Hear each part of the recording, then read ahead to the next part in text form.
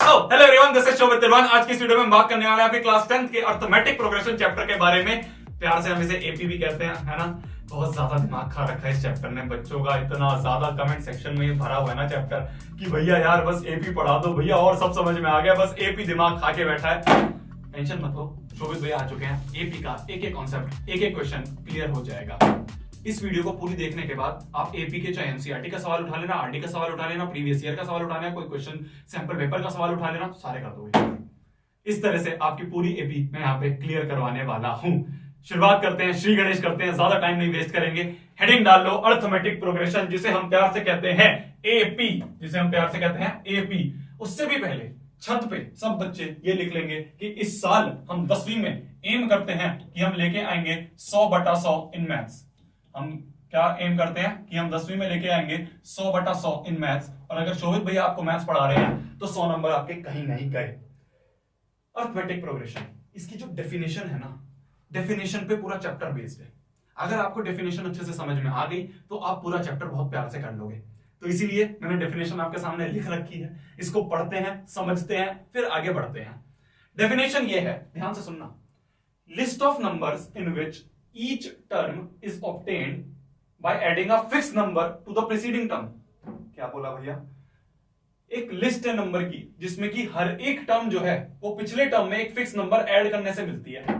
क्या बोला भैया? अभी भी समझ नहीं आ रहा? मैंने कहा बिल्कुल समझ नहीं आएगा, मेरे को भी नहीं आया था। एक एग्जांपल लेके समझते हैं। मान लो हमने शुरुआत करा कि भाई पहली टर्म है 2, पहली टर्म है 2।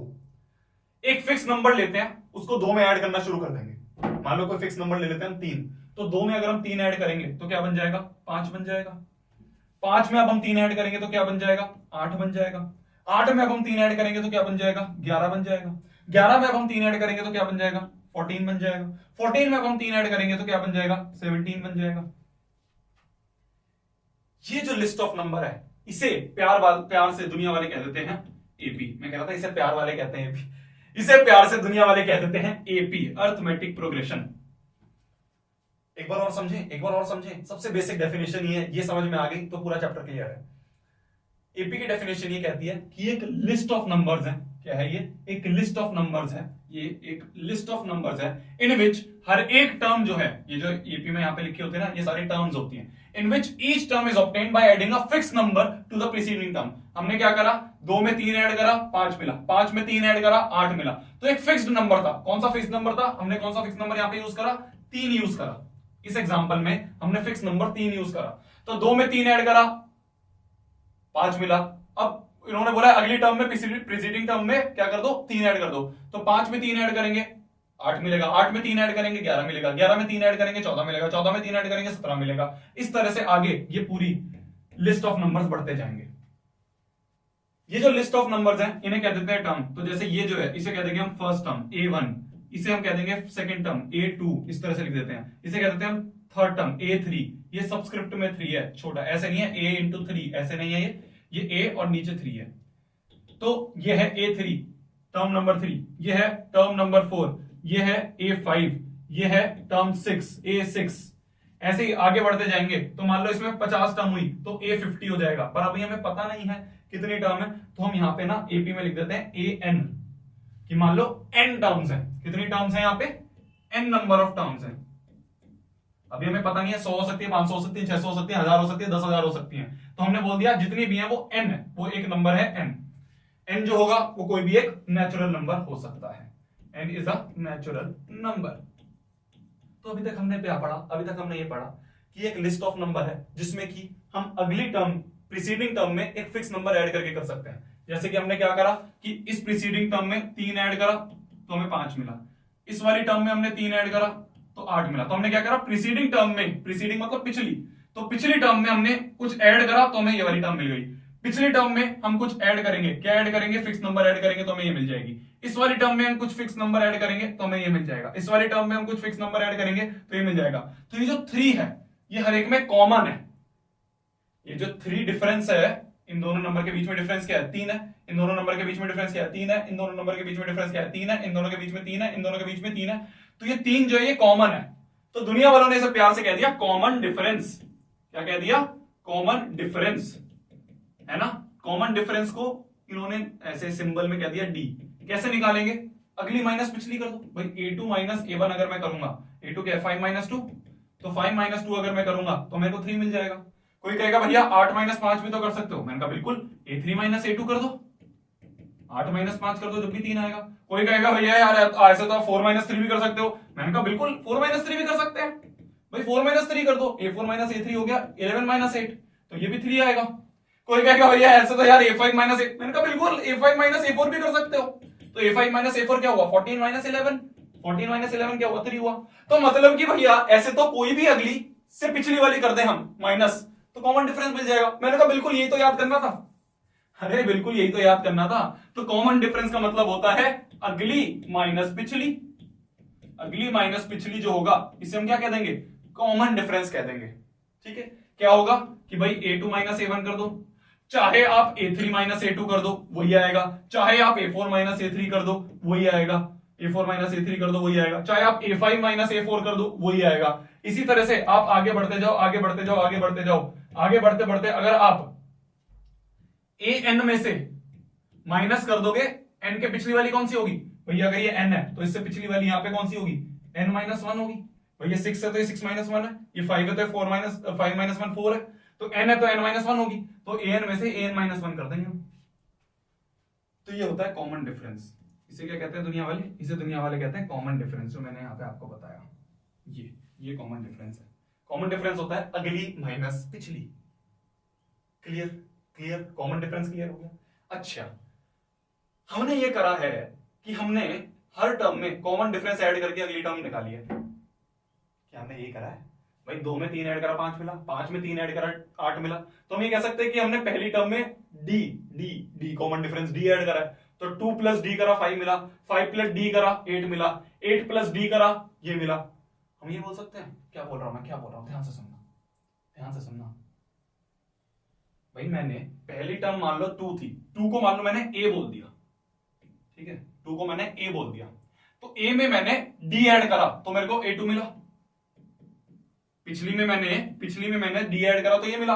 अब इससे अगली चाहिए तो मैं क्या करूंगा, इसमें डी ऐड कर दूंगा, इसमें क्या करूंगा मैं, इसमें डी ऐड कर दूंगा तो मेरे को ये वाली मिल जाएगी, तो a plus D a plus 2d हो गया। अब मेरे को इसकी अगली चाहिए तो मैं इसमें डी ऐड कर दूंगा तो ये बन जाएगा a प्लस 3d, इससे अगली a प्लस 4d टर्म, इससे अगली टर्म a प्लस 5d, उससे अगली a प्लस 6d, इस तरह से आगे आगे चलती रहेगी। इसे हम कहते हैं जनरल फॉर्म ऑफ एपी, इसे हम कहते हैं जनरल फॉर्म ऑफ एपी। ठीक है, तो हमें ये भी याद रखनी है, जनरल फॉर्म ऑफ एपी, यहां पे जो मैंने लिख दी। तो आपकी स्क्रीन पे इस समय कुछ 3 चीजें लिखी हैं जो आपको बहुत अच्छे से समझनी है। पहली, ये डेफिनेशन आपको समझनी है। डेफिनेशन का मतलब आपको समझ में आ गया, क्लियर है? कुछ ऐसा अरे कुछ नहीं है यार, एक नंबर उठाओ, उसमें एक फिक्स नंबर ऐड करो, फिर उसमें फिक्स नंबर ऐड करो, फिर उसमें फिक्स नंबर ऐड करो, तो फिक्स नंबर वो ऐड होता चला जाएगा, एक एपी बन जाएगी। ठीक है, अब ये एपी जो है इसमें पहली टर्म, दूसरी टर्म, a3 a4 a5 इस तरह से एन टर्म्स होती हैं। ये आपको क्लियर हो गया, समझ में आ गया? ठीक है, फिर हमने देखा कि भाई कॉमन डिफरेंस निकालने के लिए हम क्या करेंगे। मान लो हमें एक एपी दे दी, हमें एक एपी देने के बाद बोल दिया कॉमन डिफरेंस निकालो, तो सिंपल है यार, अगली माइनस पिछली कर दो, जितनी भी अगली माइनस पिछली होंगी वो सारे सेम होंगे। ठीक है, तो कॉमन डिफरेंस ऐसे हम निकाल सकते हैं। फिर उसके बाद हमने देखा general form of AP. General form of AP हमने ये देखा कि पहली हमने ए मान ली तो अगली होगी ए प्लस डी, फिर उसके बाद ए प्लस 2d, ए प्लस 3d, ए प्लस 4d, ए प्लस 5d, इस तरह से आगे आगे चलता रहेगा।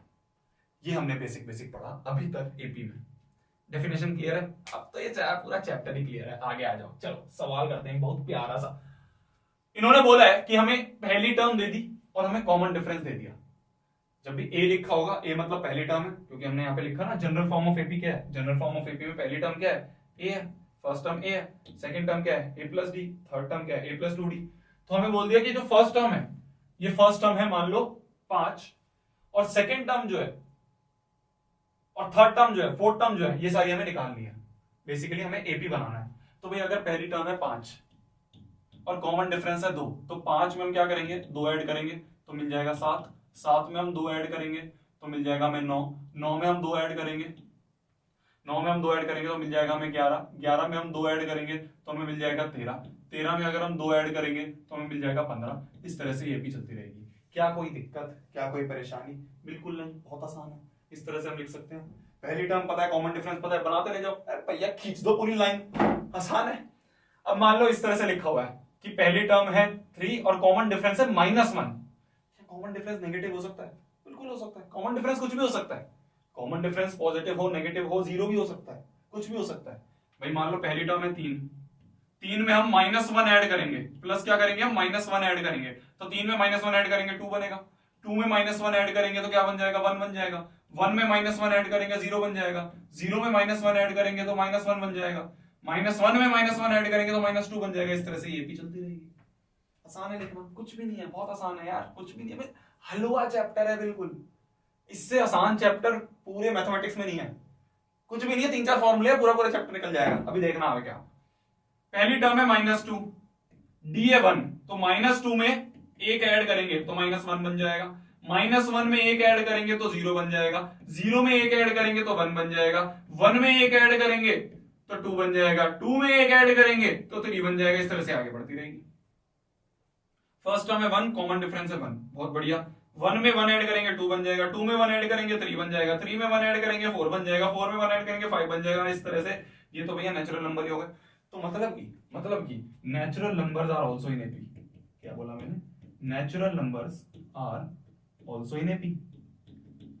भाई नेचुरल नंबर्स भी सारे एपी में, भाई सब में एक एक ऐड करते गए तो बन गया नेचुरल नंबर। बहुत आसान है। मान लो हमें a बराबर 2 दे रखा है, कॉमन डिफरेंस 0 दे रखा है। कॉमन डिफरेंस 0 हो सकता है, बिल्कुल हो सकता है। भाई पहला टर्म 2 हो गई, 2 में 0 ऐड करेंगे तो क्या बनेगा 2 ही बनेगा, फिर 0 ऐड करेंगे तो क्या बनेगा 2 ही बनेगा। तो इस तरह से 2 2 2 2 इस तरह से बनती रहेगी। आगे आसान था, अभी तक कोई बड़ी बात नहीं करी हमने, आसान आसान चीजें करी हैं। चलो बहुत बढ़िया। अब एक और एपी बनाते हैं। अब क्वेश्चन आता है हमारा, which of the following form an AP. अभी पिछले में हमें बोल दिया था कि हमें पिछले क्वेश्चन में क्या बोला कि ए और डी दे रखा है, एपी बनाओ। अब बोल रहा है कि हमने लिस्ट ऑफ नंबर दे दिया, बताओ ये एपी है या नहीं। चेक करना है कि एपी है या नहीं। कैसे चेक करेंगे, कैसे चेक करेंगे? भाई एपी के लिए हमने ये पढ़ा फर्स्ट टर्म होनी चाहिए और कॉमन डिफरेंस सेम होना चाहिए सब में। भाई जितनी भी अगली माइनस पिछली करेंगे वो कॉमन डिफरेंस सेम होना चाहिए। अगर वो कॉमन डिफरेंस सेम हो रहा है मतलब ये एपी है। तो ऐसे ही कर लेते हैं, अगली माइनस पिछली करते हैं। मान लो इस वाले में ये A1 है, ये A2 है, ये A3 है, ये A4 है। तो अगली माइनस पिछली करते हैं। A2 माइनस A1 अगर हम करें तो A2 माइनस A1 हो गया 10 माइनस 4, 10 माइनस 4 क्या हो गया 6, बहुत बढ़िया। A2 माइनस A3 करते हैं, A3 माइनस A2 करें तो A3 माइनस A2 क्या बनेगा 16 माइनस 10, 16 माइनस 10 भी 6 होगा, बहुत बढ़िया। A4 माइनस A3 कर लेते हैं, A4 माइनस A3 कर लेंगे तो बन जाएगा 22 माइनस 16, ये भी 6 हो गया, बहुत बढ़िया। All the common difference are same. क्या कि सिंस कॉमन डिफरेंस जो कि हम डी से बोलते हैं, जो कि होता है A2 माइनस A1 जो कि बराबर आ रहा है A3 माइनस A2 के, जो कि बराबर आ रहा है A4 माइनस A3 के। सिंस हम ये कह सकते हैं कि ये प्रूव हो रहा है, therefore it is an AP. Since common difference जितने भी हमने देखे अगले माइनस पिछले करके वो बराबर है, तो हम ये कह देंगे कि एक एपी है। बहुत आसान है, कुछ भी नहीं है। तो एपी हमें निकालने के लिए हमें अगर वेरीफाई करना है कि एक गिवन सीक्वेंस जो है, एक गिवन लिस्ट ऑफ नंबर जो है वो अगर एपी है या नहीं, तो हम क्या करेंगे, कुछ नहीं, अगली माइनस पिछली कर देंगे सबकी, और अगर सब में बराबर आ रहा है एपी होगा। क्लियर, आसान है, बहुत आसान है। इसमें करके देखें, तो इसमें करके देखें तो मान लो इसे हम A1 बोल दें, इसे हम A2 बोल दें, इसे हम A3 बोल दें, इसे हम A4 बोल दें। यार ठंड हो रही है दिल्ली में और भाई साहब पसीने आ रहे हैं मुझे, पता नहीं क्यों आ रहे हैं। मेहनत क्या है ना, ज्ञान देता हूँ थोड़ा सा पढ़ लेते हैं। मेहनत करोगे तो पसीना आएगा। तो अगले माइनस पिछली करते हैं इसमें भी। तो A2 माइनस A1 अगर हम करें तो A2 माइनस A1 क्या है 2 माइनस माइनस 2, तो ये क्या आ रहा है 2 प्लस 2 हो गया 4। A3 माइनस A2 करके देखें, A3 माइनस A2 क्या होगा, A3 जो है वो है -2 और माइनस A2 जो है वो है 2, तो -2 -4। अरे ले, यहां तो 2 करते ही पता चल गया कि ये कॉमन डिफरेंस सेम नहीं है, तो ये एपी नहीं होगा। क्या लिखेंगे हम इसमें, सिंस कॉमन डिफरेंस डी जो कि है होता है A2 minus A1 it is not equal to A3 minus A2। भाई शुरुआत में हो गया, आगे क्यों करें भाई, एक ही अगर नहीं हो पाया वेरीफाई तो आगे क्यों निकालते रहें। आगे तो जब तक निकालेंगे जब तक हमें वेरीफाई होता रहे। मान लो एक दूसरे में पता चल गया कि ये बराबर नहीं है, तो आगे क्यों टाइम वेस्ट करें निकाल के। Since common difference is not same therefore it is not an AP. तो ये एक एपी नहीं है। बहुत बढ़िया जी, बताओ ये एक एपी है या नहीं। बिल्कुल निकाल लेंगे भाई, इसको A1 मान लेते हैं, इसको A2 मान लेते हैं, इसको A3 मान लेते हैं, इसको A4 मान लेते हैं। अब हमें पता करना है कि ये एपी है या नहीं, तो हमें क्या करना है, अगली माइनस पिछली करनी है, a2 माइनस a1 निकालते हैं। a2 माइनस a1 क्या होगा, 5/3 माइनस 1/3, तो ये हो गया 4/3। शाबाश। a3 माइनस a2 करके देखें तो a3 माइनस a2 हो जाएगा 9/3 माइनस 5/3, ये भी आ गया 4/3। वाह बेटे। a4 माइनस a3 कर लेते हैं, a4 माइनस a3 करेंगे तो 13/3 माइनस 9/3, तो ये क्या होगा, 13 में से 9 का 4/3। शाबाश। Since a2 minus a1 is equal to a3 minus a2 is equal to a4 minus a3, therefore it is an AP। सारे के सारे कॉमन डिफरेंस जो है वो सेम है, तो हम कह देंगे ये AP है। अरे इतना मुश्किल कोई है, आसान है, कुछ नहीं करना, अगली माइनस पिछली कर दो। इसमें भी कर देते हैं अगली माइनस पिछली। मान लो ये a1 है, ये a2 है, ये आपको ना सवाल में लिखना पड़ेगा, क्योंकि क्वेश्चन वाले को नहीं पता आप a1 a2 किसको कह रहे हो, तो आपको लिखना पड़ेगा let this is a1, this is a2 and this is a3, this is a4। इस तरह से हमें दे रखा है। तो अब हमें क्या करना है, a2 माइनस a1 करेंगे उससे पहले हम, तो a2 माइनस a1 होगा 3 प्लस √2 माइनस a1 क्या है 3, तो ये क्या a बन गया √2। शाबाश। अगला करें तो a3 माइनस a2 करके देखें, a3 minus a2 3 plus 2√2 minus 3 plus √2 minus 3 plus √2 हमें करना, तो ये माइनस ब्रैकेट के अंदर अगर हम ले जाते हैं तो ये बन जाएगा 3 plus 2√2 minus 3 minus √2 minus 3 minus √2, तो 3 से 3 गया, 2√2 माइनस √2 इज √2, तो पहले का कॉमन डिफरेंस √2, दूसरे का कॉमन डिफरेंस √2। चलो a4 माइनस a3 भी कर ही लेते हैं। भाई हमें अपने आप से पक्का श्योर होना है, ठीक है, ये नहीं कि भैया 2 तक आ गया तो तीसरा तो होगा ही, नहीं नहीं नहीं, क्या पता तीसरे में फंस जाए, तो इसलिए हमें अपनी तरफ से पूरी श्योरिटी रखनी है। तो पूरी श्योरिटी रखने के लिए हम a4 माइनस a3 भी कर रहे हैं, क्या कि 3 प्लस 3√2 में से माइनस करेंगे 3 प्लस 2√2, माइनस करेंगे तो 3 प्लस 3 माइनस अंदर ले जाते हैं, तो ये बन जाएगा 3 प्लस 3√2 माइनस 3 माइनस 2√2, तो भाई 3 से 3 गया, 3√2 माइनस 2√2 बन जाएगा वापस से √2। तो अब हम कह सकते हैं बिल्कुल, अब हम पक्का श्योर है कि हाँ भाई since a2 minus a1 is equal to a3 minus a2 is equal to a4 minus a3, since ये तीनों बराबर हैं, देयरफॉर हम ये कह सकते हैं it is an AP, it is an AP. तो अभी तक हमने 4 सवाल करे, हमने वेरीफाई करा कि वो एपी है या नहीं, ठीक है। अभी हमें लिस्ट ऑफ नंबर दे रखे थे, अब थोड़ा सा लेवल बढ़ाते हैं, थोड़ा सा लेवल बढ़ाते हैं। अब हम ऐसा करेंगे, अच्छा अभी भी 2 सवाल बचे हैं, मैंने सोचा अब आ गया अगला सवाल, चलो इसे भी कर ही लेते हैं जी पहले, फिर लेवल बढ़ा लेंगे। इसे मान लेते हैं a1, इसे मान लेते हैं a2, इसे मान लेते हैं a3, इसे मान लेते हैं a4।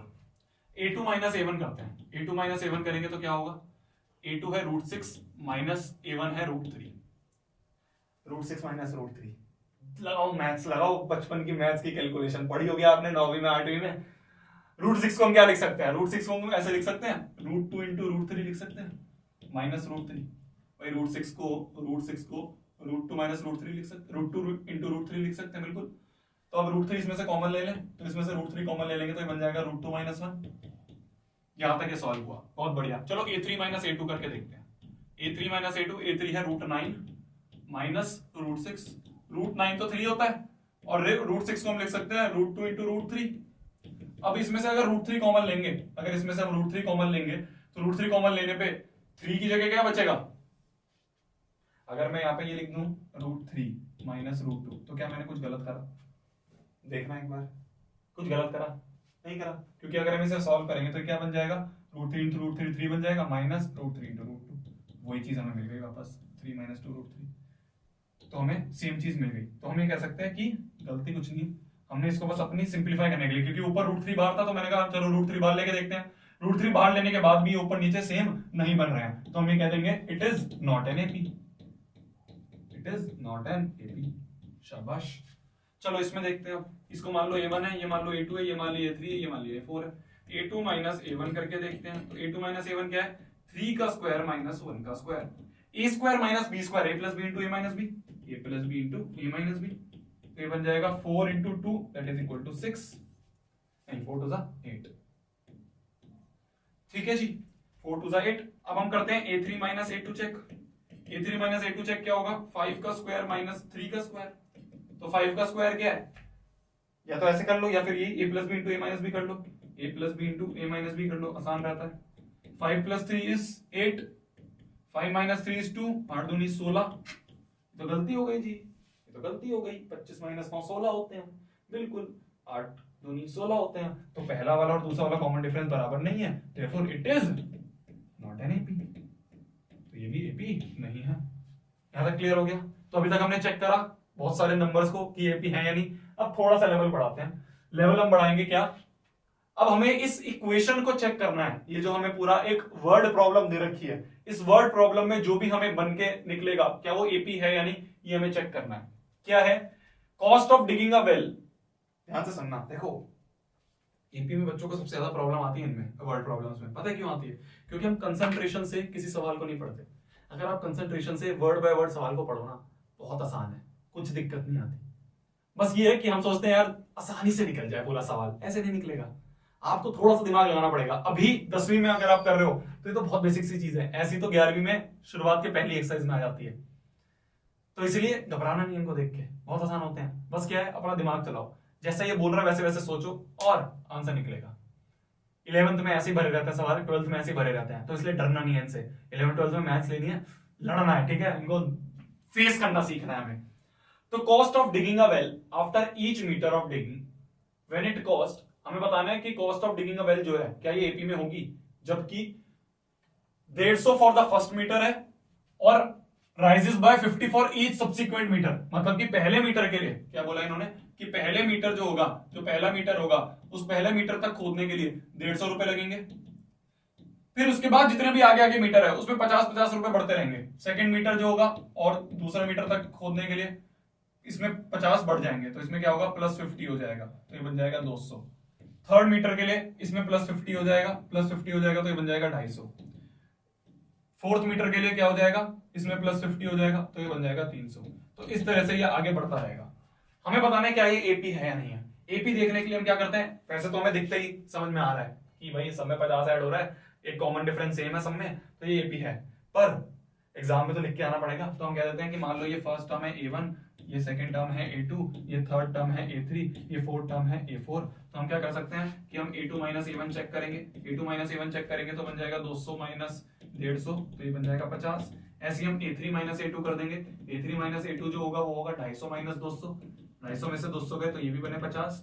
ऐसे हम A4 माइनस A3 करेंगे, A4 माइनस A3 करेंगे तो ये बन जाएगा 300 माइनस 250, तो 300 में से गए 250, तो ये भी बन जाएगा 50। तो हम ये कह सकते हैं since all the common difference are same, all the common difference are same, therefore it is an AP. तो ये एपी होगा। ठीक है, क्या कह सकते हैं हम, या तो हम ऐसे करते हैं या हम थ्योरी में भी लिख सकते हैं since a common fix number is adding every time, therefore it is an AP. ये भी हम लिख सकते हैं, पर ये अच्छे से हमने बड़ा बड़ा करके लिख दिया ना। कई बार होता है ना कि ये सवाल 2-3 नंबर में दे देते हैं तो हम कहते हैं यार एक लाइन में कैसे आंसर लिखें, तो बड़ा बड़ा फैला फैला के लिखना है। तो इस तरह से आप लिख सकते हो, आपका कोई नंबर नहीं काटेगा। Got it? आगे बढ़ते हैं। चलिए अब आता है एक और क्वेश्चन जो कि हमें बताना है एपी में है या नहीं है। ध्यान से सुनना, बहुत आसान है। ये बच्चों को थोड़ा सा मुश्किल लगता है क्वेश्चन, पर है बिल्कुल ऐसे लल्लू सा, पता नहीं क्यों बच्चे इसका हाइट बना के रखते हैं। Amount of air present in cylinder, हमें बताना है कि amount of air present in cylinder जो है क्या ये एपी में है या नहीं है। When a vacuum pump remove 1/4 of the air remaining in the cylinder at a time. क्या बोला इन्होंने, इन्होंने बोला कि वैक्यूम जो है वो सिलेंडर में से हर बार 1/4 हवा निकाल देता है। सिलेंडर में जितनी भी हवा होगी उसमें से 1/4 हवा हर बार निकालते रहता है। मतलब कि मान लो इनिशियल हवा जो थी सिलेंडर में वो V थी। अगली बार क्या होगा, वो क्या करेगा, इस V में से 1/4 ऑफ दिस हटा देगा, 1/4 ऑफ द हवा हटा देगा। तो क्या हो जाएगा V माइनस V/4, तो ये बन जाएगा 3V/4। अब आगे क्या करेगा ये, इस 3V/4 में से 1/4 ऑफ जो भी एयर प्रेजेंट होगी उस टाइम पे लिखा है ना, air remaining in the cylinder at a time, तो उस टाइम पे जो हवा होगी उसका 1/4, तो 3V/4 का 1/4 हटा देगा। तो इसको अगर हम कैलकुलेट करें तो 3V/4 हम कॉमन ले लें तो ये बन जाएगा 1 माइनस 1/4, तो ये बन जाएगा 3V/4 इंटू 3/4, तो ये बन जाएगा 9V/16। तो अब बन गया, अब कितनी हवा बच गई सिलेंडर में, 9V/16। ये मैंने V क्या लिया है, V मैंने वॉल्यूम ले लिया। ठीक है, हम मान सकते हैं कि भाई इनिशियल वॉल्यूम V थी, V के बाद 3V/4 होगी, फिर उसके बाद उसमें से 1/4 हटी तो 9v/16 हो गई। इस तरह से आगे जो होगा ये हवा हटती जाएगी। अब हमें बताना है कि ये जो टर्म्स बन रही हैं क्या ये एपी में है या नहीं है। ठीक है, तो सबसे पहले तो आप एक ये लिखोगे लाइन आंसर करने से पहले, let initially volume of air present is v। ठीक है, क्योंकि हमें ना एग्जाम में जब लिखना होता है, ऐसे मैं समझा रहा हूं तो मैं तो आधे लाइन में कर दूंगा सवाल, पर आपको जब एग्जाम में आंसर शीट में लिखना होता है, प्रेजेंट करना होता है पेपर, तो आपको एक एक चीज समझानी पड़ती है। आप ये मानो कि आपके सामने जो टीचर बैठा है, जो टीचर चेक कर रहा होगा, वो दूसरी तीसरी क्लास का बच्चा है, उसे सब चीज बतानी है कि देख बेटा पहले v होगी, फिर v में से हम इतनी हटाएंगे तो v/4 होगी, फिर v/4 में से हम वापस से 1/4 हटाएंगे तो 3v/4। तो इस तरह से जो होगा हमारा ये क्वेश्चन चल रहा होगा, इस तरह से आपको समझाना है पूरा। तो पहले v थी, फिर 3/4 थी, फिर ये थी। तो अब हम क्या करेंगे, अब हमें बताना है ये एपी है या नहीं। तो एपी है या नहीं चेक करने के लिए हम क्या करेंगे, हम मान लेंगे कि late v is a1, 3v/4 is a2, फिर उसके बाद 9v/16 इज a3। अब हम चेक करते हैं, क्या चेक करते हैं, कॉमन डिफरेंस को चेक करते हैं। कॉमन डिफरेंस को कैसे हम करेंगे, a2 माइनस a1। सबसे पहले तो a2 माइनस a1 क्या होगा, 3v/4 minus v/4, 3v/4 minus v/4, तो ये बन जाएगा 2v/4, मतलब कि v/2। क्या यहां तक क्लियर हुआ, यहां तक क्लियर हुआ। अब हम करेंगे a3 minus a2 check. a3 minus a2, a3 क्या है 9v/16, 9v/16 में से माइनस करेंगे 3v/4 को, तो 3v/4 को इसमें से माइनस करें, एलसीएम ले लेते हैं हम 16 का, तो हो जाएगा 9v माइनस 4 4 16, 4 3 12, 12v, तो ये बन जाएगा माइनस 3v/16। तो क्या पहला और दूसरा बराबर है, बिल्कुल नहीं है, देयरफॉर हम ये कह देंगे it is not an AP, it is not an AP. तो सवाल जो था बहुत ही प्यारा था, बहुत ही आसान था, बस बच्चों को क्या होता है ना, वो इनिशियल v, फिर उसमें से v/4 गया, समझ रहे हो, ये दिक्कत आती है बच्चों को। तो बस हमें समझना है सवाल को अच्छे से, क्या इनिशियल v था और इसने बोला है हर टाइम जो भी प्रेजेंट होगी उसका 1/4 हटा दो। तो अभी v प्रेजेंट थी तो 1/4 ऑफ v हटा दिया, फिर 3v/4 प्रेजेंट था तो 1/4 ऑफ 3v/4 हटा दिया, फिर 9v/16 प्रेजेंट है, अब 9v/16 प्रेजेंट है तो अब क्या करेंगे हम 9v/16 में से 1/4 ऑफ 9v/16 हटाएंगे, फिर हमें अगले की डब्बा मिल जाएगा। फिर उसके बाद हम क्या करेंगे, जो मिलेगा उसमें से 1/4 ऑफ जो भी अभी हमें मिलेगा वो हम हटा देंगे। बच्चे क्या करते हैं, बच्चे सोचते हैं बार बार v/4 हटाना है, नहीं नहीं नहीं, उसने बोला है 1/4 of the present air at that time. तो क्या था प्रेजेंट उस समय 3v/4 था, 3v/4 में से 1/4 ऑफ 3v/4 हटाएंगे, इसमें से 9v/16 में से 1/4 ऑफ जो है 9v/16 वो हटाना है। क्लियर है, क्लियर है, क्लियर है। आगे बढ़े, आगे बढ़े, आगे बढ़े, चलो तो आगे बढ़ते हैं। आगे क्वेश्चन आता है, अब बताना है इसमें भी कि ये एपी है या नहीं। Amount of money in the account every year, बताओ ये जो अमाउंट ऑफ मनी है क्या ये एपी में है या नहीं। जब 10,000 is deposited at a compound interest eight 8% per annum, कि भाई 10,000 रुपए लाके डाल दिए बैंक में, अब ये 8% से बढ़ रहे हैं, तो ये जो 8% से बढ़ते जा रहे हैं आगे, क्या ये एपी में है, ये बताना है। कंपाउंड इंटरेस्ट का फॉर्मूला क्या होता है, बताओ बताओ, किसने देखी है बद्रीनाथ की दुल्हनिया, उसमें पूछती है सिंपल इंटरेस्ट और कंपाउंड इंटरेस्ट का फॉर्मूला बताओ। थोड़ी सी पुरानी मूवी है, पता नहीं शायद आपने देखी होगी यार, आपके तो एज ग्रुप की है ही। तो कंपाउंड इंटरेस्ट का जो फॉर्मूला होता है वो होता है principal into 1 plus rate of interest upon में 100 की पावर में टाइम, ये होता है कंपाउंड इंटरेस्ट का फॉर्मूला। कि जो अमाउंट बचेगा, जो अमाउंट होगा अगले साल, वो हम इससे निकाल सकते हैं।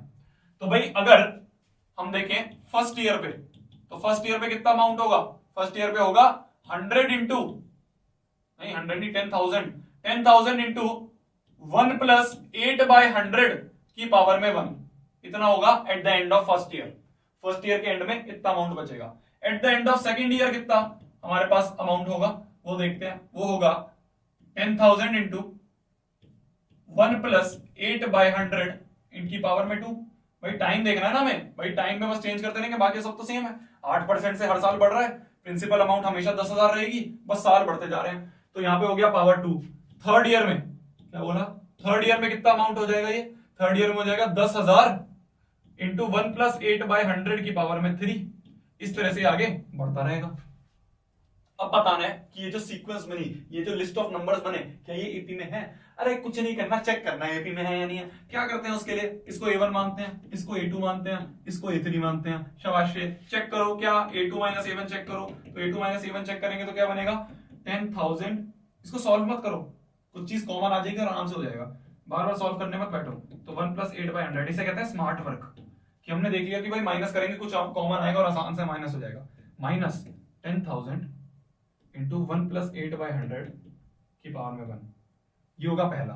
इसमें क्या करो, क्या कॉमन आ सकता है? कॉमन पूरा का पूरा एक क्वांटिटी कॉमन आ सकती है क्या, कि 10,000 इंटू 1 + 8/100, ये अगर हमने कॉमन ले लिया एक, तो ये बन जाएगा 10,000 इंटू 1 + 8/100 माइनस 1, कुछ इस तरह से बन जाएगा। ये क्या मैंने सही लिखा है? देखो, इस पूरी क्वांटिटी को मैंने इसमें कन्वर्ट कर दिया।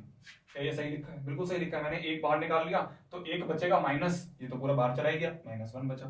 चलो मान लो हम निकाल रहे हैं A3 माइनस A2, तो A3 माइनस A2 निकालने की कोशिश करते हैं। A3 माइनस A2 जो होगा वो क्या होगा, वो हो जाएगा अपना A3 क्या है 10,000 इंटू 1 + 8/100 की पावर में 3 माइनस 10,000 इंटू 1 + 8/100 की पावर में 2। अब क्या कर सकते हैं हम, स्क्वायर कॉमन ले सकते हैं। यहाँ पावर 3 है, यहाँ पावर 2 है, तो स्क्वायर कॉमन ले लेते हैं बाहर कि 10,000 तो कॉमन आएगा ही, इंटू 1 + 8/100 की पावर 2 कॉमन ले लेते हैं, और अंदर वही बचेगा क्या कि 10,000 इंटू नहीं 10,000 नहीं बचेगा अंदर। अंदर भाई 10,000 की पावर में 2 कोई है, यहाँ पे 10,000 तो नहीं रहेगा। देखो ये बनेगा 1 + 8/100 की पावर में 1 इंटू -1, और यहाँ पे भी ये बनेगा 1 + 8/100 की पावर में है ना, 10,000 तो पूरा का पूरा कॉमन आ गया, 10,000 तो पूरा का पूरा बाहर आ गया। इसमें है पावर 3 और इसमें है पावर 2, तो हमने क्या करा, इसमें से भी इसकी पावर 2 बाहर ले ली, 10,000 बाहर ले लिया, तो ये बन जाएगा 1 + 8/100 -1। तो अब बताओ क्या पहली और दूसरी जो कॉमन डिफरेंस आया ये सेम है? देखो सेम है, नहीं है सेम, क्यों? देखो पहला कॉमन डिफरेंस ये वाला है और दूसरा कॉमन डिफरेंस ये वाला है, क्या दोनों सेम है? 10,000 सेम है, 1 + 8/100 की पावर में यहाँ 1 है, यहाँ पे 1 + 8/100 की पावर में 2 है। ये वाली क्वांटिटी ठीक है बिल्कुल सेम है, पर यहाँ पे तो 2 और 1 है, तो हम ये कह सकते हैं कि कॉमन डिफरेंस क्या है, common difference are not same. अब कॉमन डिफरेंस अगर सेम नहीं है तो हम कह देंगे therefore not an AP, not an AP. Clear हुई मेरी बात? क्लियर हुई मेरी बात? हमने कुछ नहीं करा, जैसा जैसा इसने बोला था वैसा वैसा मैंने लिखा।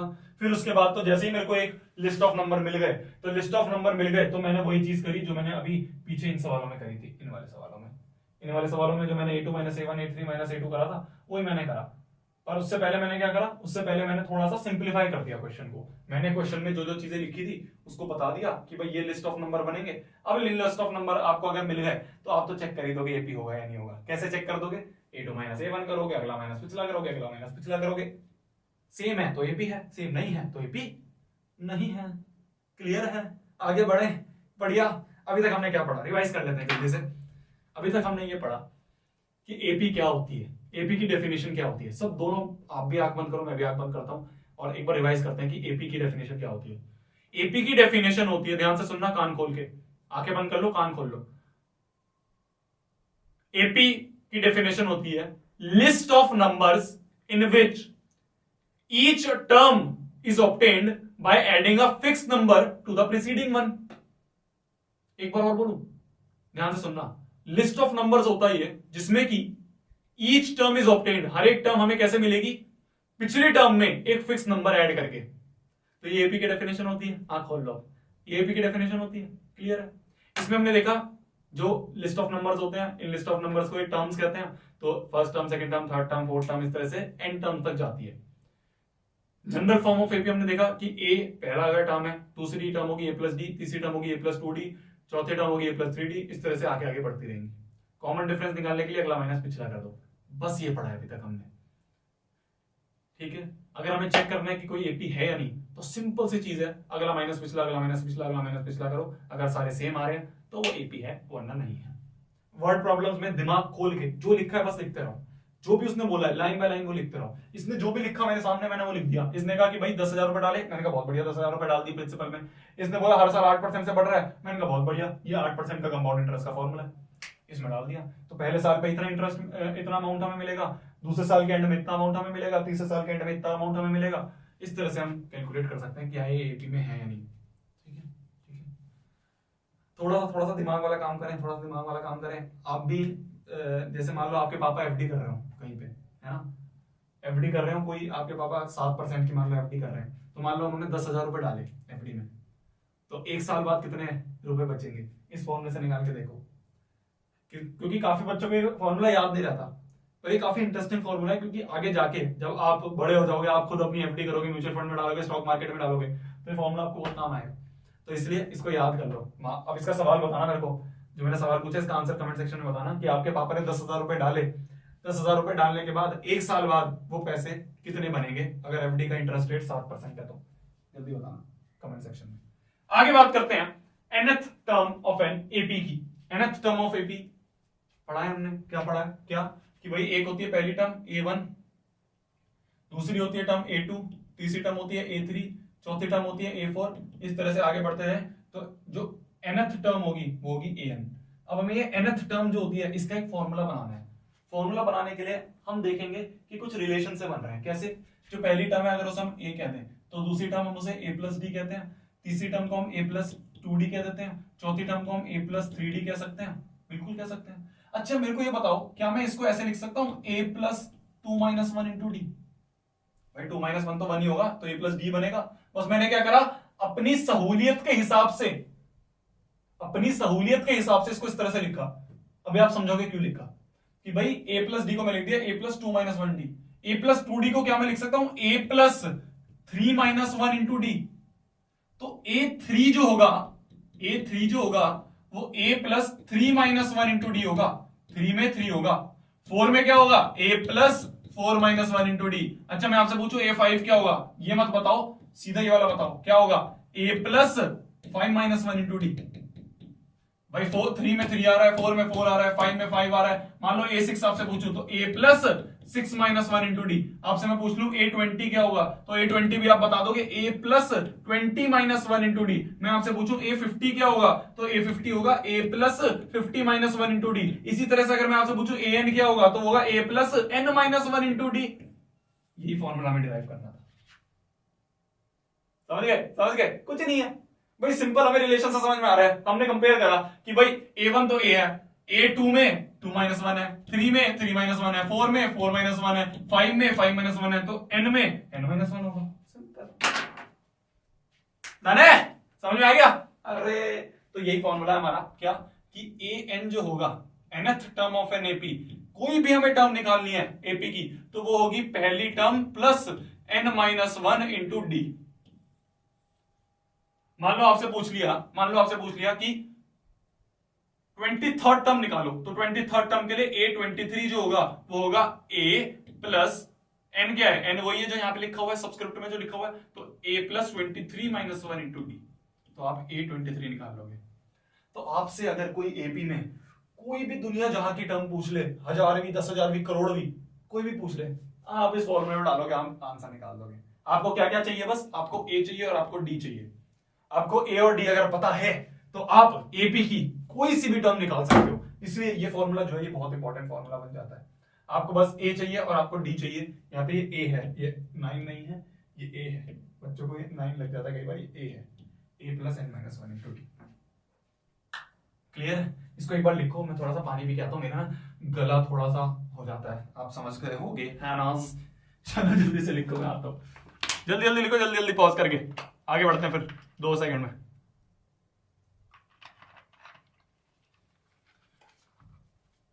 आगे बढ़े जी, आगे बढ़े, सवाल करें बहुत प्यारा सा। चलो जी, find the 10th 20th 100th term of an AP. हाँ आप कहोगे बढ़िया बड़ी बात, एपी क्या दे रखे, बताओ मेरे को, बताओ बताओ जल्दी। 2 7 12 एंड सो ऑन। हमें कौन सी टर्म निकालनी है, a10 निकालनी है, तो a10 क्या होगी, a plus 10 minus 1 into D. a क्या है इसमें, इस एपी में a क्या है, पहली टर्म क्या है 2 है, इस एपी में d क्या है, d मतलब कॉमन डिफरेंस, अगला माइनस पिछला कर दो कोई सा भी, 7 माइनस 2 कर दिया तो मिलेगा हमें 5। तो a क्या है, a है 2 प्लस 10 माइनस 1 हो गया 9 इंटू डी क्या है 5, तो ये हो गया 2 प्लस 9 5 जा 45, 45 प्लस 2 इज 47, तो ये हो गई a10। शाबाश। अब मान लो आपसे पूछ लिया कि आपको 20th टर्म निकालिए, a20 निकालिए, तो a20 क्या होगा, a प्लस 20 माइनस 1 इंटू जी, तो a प्लस a क्या है 2 plus 20 minus 1 is 19 into D is 5, तो 2 प्लस 19 5 जा, बताओ कौन है जिसको टेबल्स याद है कोई नहीं याद? अरे यार नहीं याद तो कोई बात नहीं, मल्टीप्लाई करके देख लो, 9 5 45, 5 यहाँ पे आ गया कॉमन, 5 1 5 और 4 9, तो 2 प्लस 95 हो गया 97। अभी मैंने थोड़ी सी वो इंग्लिश एक्सेंट से निकाली ना से a प्लस 20 माइनस 1 इंटू जी, मैंने देखा यार पता नहीं मैथ्स के जो मास्टर होते हैं हमारे स्कूल में है ना, और मैंने ऑनलाइन में भी काफी मास्टर देखे हैं, तो थोड़ी सी इंग्लिश एक्सेंट ऐसे निकाल, पता नहीं क्यों निकालते हैं, मतलब हमारी क्लास के टीचर तो a plus 20 minus 1 into G and the answer is, पता नहीं क्यों इंग्लिश ज्यादा। अरे भाई मातृभाषा अपनी हिंदी, उस पे याद करो, उस पे प्यार करो, उसे बोलो। तो a 100 क्या होगा, a 100 होगा a plus 100 minus 1 into D, तो a क्या है, a है अपना 2 plus 100 minus 1 is 99 into D क्या है 5। चलो भैया 99 इंटू 5 करो, कौन करेगा, 99 इंटू 5 मैं कर दूंगा, 9 5 45, ऊपर 4 कैरी, 9 5 45 और 4 45 और 4 इज 495, तो ये बन जाएगा 495। तो 495 में अगर हम 2 ऐड कर देंगे, यहां से हट जाओ, हाँ 495 में 2 497, तो a 10 निकाल दी, a 20 निकाल दी, a 100 निकाल दिया। अगर आपसे बोल देंगे ना कि a 1000 निकालो, तो आप वो भी निकाल दोगे, क्यों, क्योंकि आपके पास एक बहुत प्यारा सा फॉर्मूला है, क्या, a plus n minus 1 into d। आगे बढ़ते हैं। ये बोल रहा है कि विच टर्म ऑफ एपी, हमें एक एपी दे रखी है, इस एपी की कौन सी टर्म माइनस 81 होगी। अब हमसे ये नहीं बोल रहा है कि ये वाली टर्म निकालो, ये कह रहा है कौन सी वाली टर्म ये होगी। समझ रहे भाई, ये जो an equal to a plus N minus 1 D, a plus N minus 1 into D वाला फॉर्मूला है ना, इसके बहुत सारे अलग अलग एप्लीकेशन है, बहुत जगह ये यूज हो रहा है, अलग अलग तरह के सवाल बनते हैं। तो एक सवाल तो मैंने आपको पहला वाला बताया जो बिल्कुल स्ट्रेट सवाल होता है कि भाई आपको 10 20 100 निकालनी है। अब जो एक और तरह का सवाल बनता है वो बनता है कि ये बताओ माइनस 81 इस एपी में कौन सी टर्म पे आता है, ये बताओ। तो हम मान लेते हैं, लेट अस अज्यूम कि minus 81 is at nth term, कोई nth टर्म पे आता होगा, वो n निकाल लेते हैं। क्या कि मान लो an जो है वो माइनस 81 है, यही तो लिखा मैंने कि भाई nth टर्म पे 81 आ रहा है, तो an जो होगा वो माइनस 81 होगा। an का फॉर्मूला क्या पढ़ा है हमने, a plus n minus 1 into D, ये माइनस 81 होगा।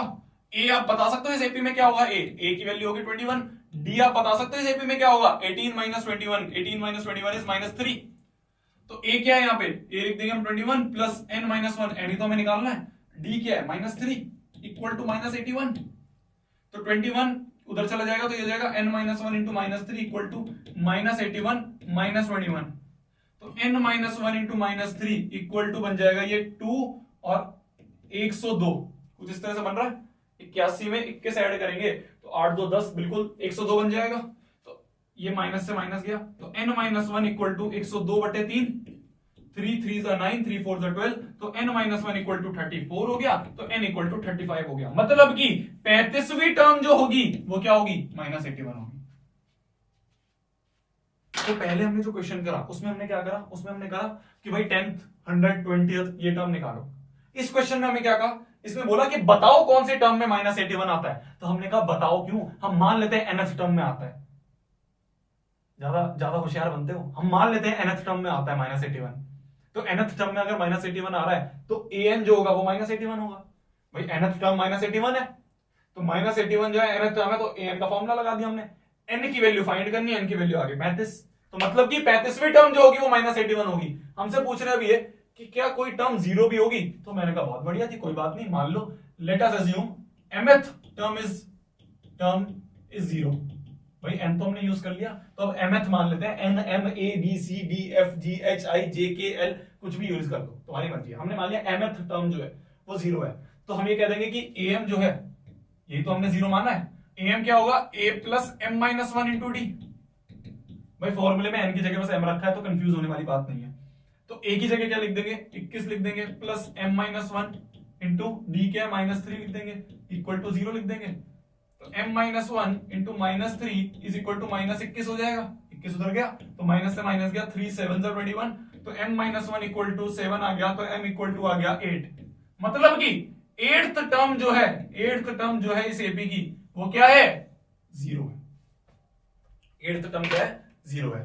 और आगे सवाल आसान था ना, कुछ नहीं था, बस जो भी टर्म हमें पता करनी है कि कौन सी है उसको मान लो nth टर्म है, और ये फॉर्मूला लगा तो आंसर आ जाएगा। जल्दी से लिख लो, फिर आगे बढ़ते हैं, पॉज करके जल्दी से लिखो, आगे बढ़ते हैं। फिर आसान आसान सवाल है यार, हलवे सवाल है बिल्कुल, मतलब ऐसे सवाल की देखते ही हो जाए ऐसे सवाल है। अगला देखते हैं, ये पूछ रहा है how many terms are there in the sequence this. ये हमें कुछ सीक्वेंस दे रखी है, हमें बताना है कि इसमें कितनी नंबर ऑफ टर्म्स होंगी। कैसे निकालेंगे, पहले तो हम ये चेक करेंगे क्या ये एपी है या नहीं, क्योंकि अगर एपी नहीं हुई तो हम ये फॉर्मूले कैसे यूज कर लेंगे भाई। फॉर्मूले ये an equal to a plus n minus 1t, ये जो फॉर्मूला ये तो एपी के लिए ही है ना। अब यहाँ पे लिखा तो नहीं है कि इट इज एन एपी, पिछले में हमें लिखा होता है यहाँ पे कि this which term of AP, mention कर रखा है कि ये एपी है। अभी हमें मेंशन नहीं कर रहा कि एपी है या नहीं, तो चेक कैसे करेंगे, कि एपी है या नहीं। क्या करेंगे, इसको a1 मान लेंगे, इसे a2 मान लेंगे, इसे a3 मान लेंगे, इसे a4 मान लेंगे। तो हमें क्या करना है, चेक करना है एपी है या नहीं। तो a2 माइनस a1 निकालेंगे, a2 माइनस a1 का 6 माइनस 3 इक्वल टू 3 हो गया, बहुत बढ़िया। a3 माइनस a2 करेंगे, ठीक है, जल्दी जल्दी चेक कर लो। 9 माइनस 6, 9 माइनस 6 क्या हो गया, 3 हो गया, बहुत बढ़िया। a4 माइनस a3 क्या होगा, a4 minus a3 12 minus 9, 12 minus 9 भी 3 हो गया, तो बहुत बढ़िया, शाबाश। हम ये कह सकते हैं कॉमन डिफरेंस सेम है, therefore it is an AP. तो बहुत बढ़िया, एपी है तो मतलब एपी वाले सारे फॉर्मूले लग सकते हैं। तो हमने एपी इसलिए चेक करा जिससे कि हम एपी वाले फॉर्मूले लगा पाएंगे या नहीं लगा पाएंगे। अगर एपी नहीं हुआ तो कैसे यूज करेंगे एपी के फॉर्मूले। तो हमने सबसे पहले वेरीफाई करा कि इट इज एन एपी और नॉट, तो हमने वेरीफाई कर लिया इट्स एन एपी। अब हम करते हैं कि इसमें नंबर ऑफ टर्म्स निकालने हैं। तो ये एपी हमारी बन चुकी है, क्या एपी बन चुकी है, 3 6 9 12 and so on up to 111। हमें आखिरी टर्म दे रखी है 111, आखिरी टर्म दे रखी है, मतलब कि अगर हम इसे nth टर्म मान लें, अगर हम इसे nth टर्म मान लें तो जो भी n की वैल्यू होगी उतने नंबर ऑफ टर्म्स होंगे इसमें। समझे समझे समझे समझे समझे समझे समझे समझे नहीं समझे नहीं समझे, अरे मेरी जान एक बात समझो, इसमें मान लो n टर्म्स थी, हमें वही तो निकालना है हाउ मेनी टर्म्स, तो मैंने मान लिया n टर्म्स है। तो n टर्म्स अगर हैं तो nth टर्म क्या होगी, 111 होगी। क्या बोला मैंने, लेट अस अज्यूम कि there are n terms in the sequence. कितनी टर्म्स है, n terms in this sequence, इस सीक्वेंस में या फिर एपी में। अब तो हमने प्रूव कर दिया एपी है, तो there are n terms in this AP, हमने मान लिया। तो हम ये बोल देंगे कि an जो होगा वो 111 होगा। क्यों, क्योंकि nth टर्म जो होगी वो 111 होगी, हमें दे रखी है। an क्या होता है, a plus n minus 1d, इसका फॉर्मूला यही होता है। तो ये इक्वल टू 111 है। a की वैल्यू क्या है इस एपी में, a की वैल्यू है 3 plus n minus 1 into d की वैल्यू क्या है, अभी हमने निकाली वहां, इंटू 3 इक्वल टू 111। तो n माइनस 1 इंटू 3 जो होगा, n माइनस 1 इंटू 3 जो होगा वो होगा 111 में से 3 गए, 111 में से 3 गए तो बने 108, ठीक है। तो n माइनस 1 इक्वल टू 108 बटे 3, 3 3 9, 3 9 18, नहीं 3 6 18, तो n इक्वल टू हो गया 36 प्लस 1 37। तो हमें बोल सकते हैं देयर आर 37 टर्म्स। क्या बोल सकते हैं हम, there are 37 terms in this sequence. ये जो सीक्वेंस है इसमें 37 टर्म्स होंगी, ठीक है। बहुत आसान था, कुछ भी नहीं था भाई, हमने मान लिया n टर्म्स है और nth टर्म हमें दे रखी है। nth टर्म जो है 111 दे रखी है, 111 पे nth टर्म का फॉर्मूला लगा दिया, n की वैल्यू निकाल दी, वो इसका आंसर होगा। तो बहुत आसान था, कुछ ऐसा भारी चीज नहीं थी। अगले क्वेश्चन में बढ़ते हैं, पॉज करके एक बार लिख लो, है ना, बढ़े आगे बढ़ते हैं। डिटरमाइन एन एपी जिसकी थर्ड टर्म और सेवन टर्म दे रखी है। हमें थर्ड टर्म और seven term of an AP दे रखी है, हमें बताना है कि वो एपी कौन सी होगी। तो देखो थर्ड टर्म हमें दे रखी है, हमें a3 दे रखा है 5 और हमें a7 दे रखा है 9। a3 मतलब a plus 3 minus 1 into D, ये हो गया 5। तो मतलब a प्लस 2d जो है ये हमें 5 दे रखा है, ये बन गई हमारी पहली इक्वेशन। a7 मतलब a plus 7 minus 1 into D जो है ये हमें दे रखा है 9, तो a प्लस 6d जो है ये हमें दे रखा है 9, ये हो गई सेकंड इक्वेशन। तो हमें दो इक्वेशन है और दो वेरिएबल है भाई, a और d निकाल दें। अगर हमें कोई एपी निकालना है तो हमें पहली टर्म चाहिए और कॉमन डिफरेंस चाहिए। तो a और d इसमें क्या है, वेरिएबल्स हैं। अगर ये a और d निकल जाए तो हम पूरी एपी बना देंगे। भाई हमने एपी बनाई है पहले भी, भाई हमने जो सबसे पहले वाले सवाल थे जो हम कर रहे थे तो उसमें हमने देखा था कि अगर हमें a और d पता चल जाए, a और d पता चल जाए तो हम पूरी एपी खड़ी कर देंगे, कोई दिक्कत नहीं है। तो a और d निकाल लेते हैं हम, कुछ नहीं करना भाई दो इक्वेशन दे रखी है, दो इक्वेशन को सॉल्व कर देंगे और डी निकल जाएगा। कहां गया वो क्वेश्चन? तो भाई मान लो a की वैल्यू यहां से उठा के उसमें पुट कर देते हैं क्या। a इक्वल टू यहां पे आ गया 5 माइनस 2d, इसको उठा के यहां पुट कर दें तो 5 minus 2d plus 6d equal to 9 है।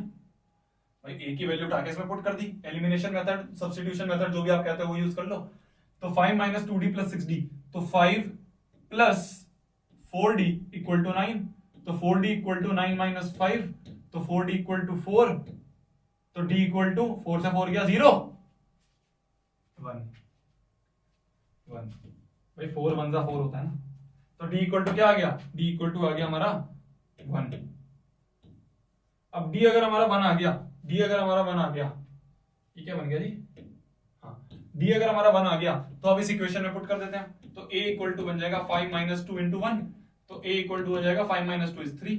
शाबाश। तो a की वैल्यू हमारी 3 आ गई, तो a की वैल्यू 3 आ गई, d की वैल्यू 1 आ गई। क्या बोला मैंने कि हमें फर्स्ट टर्म मिल गई 3 और कॉमन डिफरेंस मिल गया हमें 1, तो अगर हम AP बनाना चाहे तो हम बना देंगे 3 में 1 ऐड करा 4 में 1 ऐड करा 5 में 1 ऐड करा 6 एंड सो ऑन 2।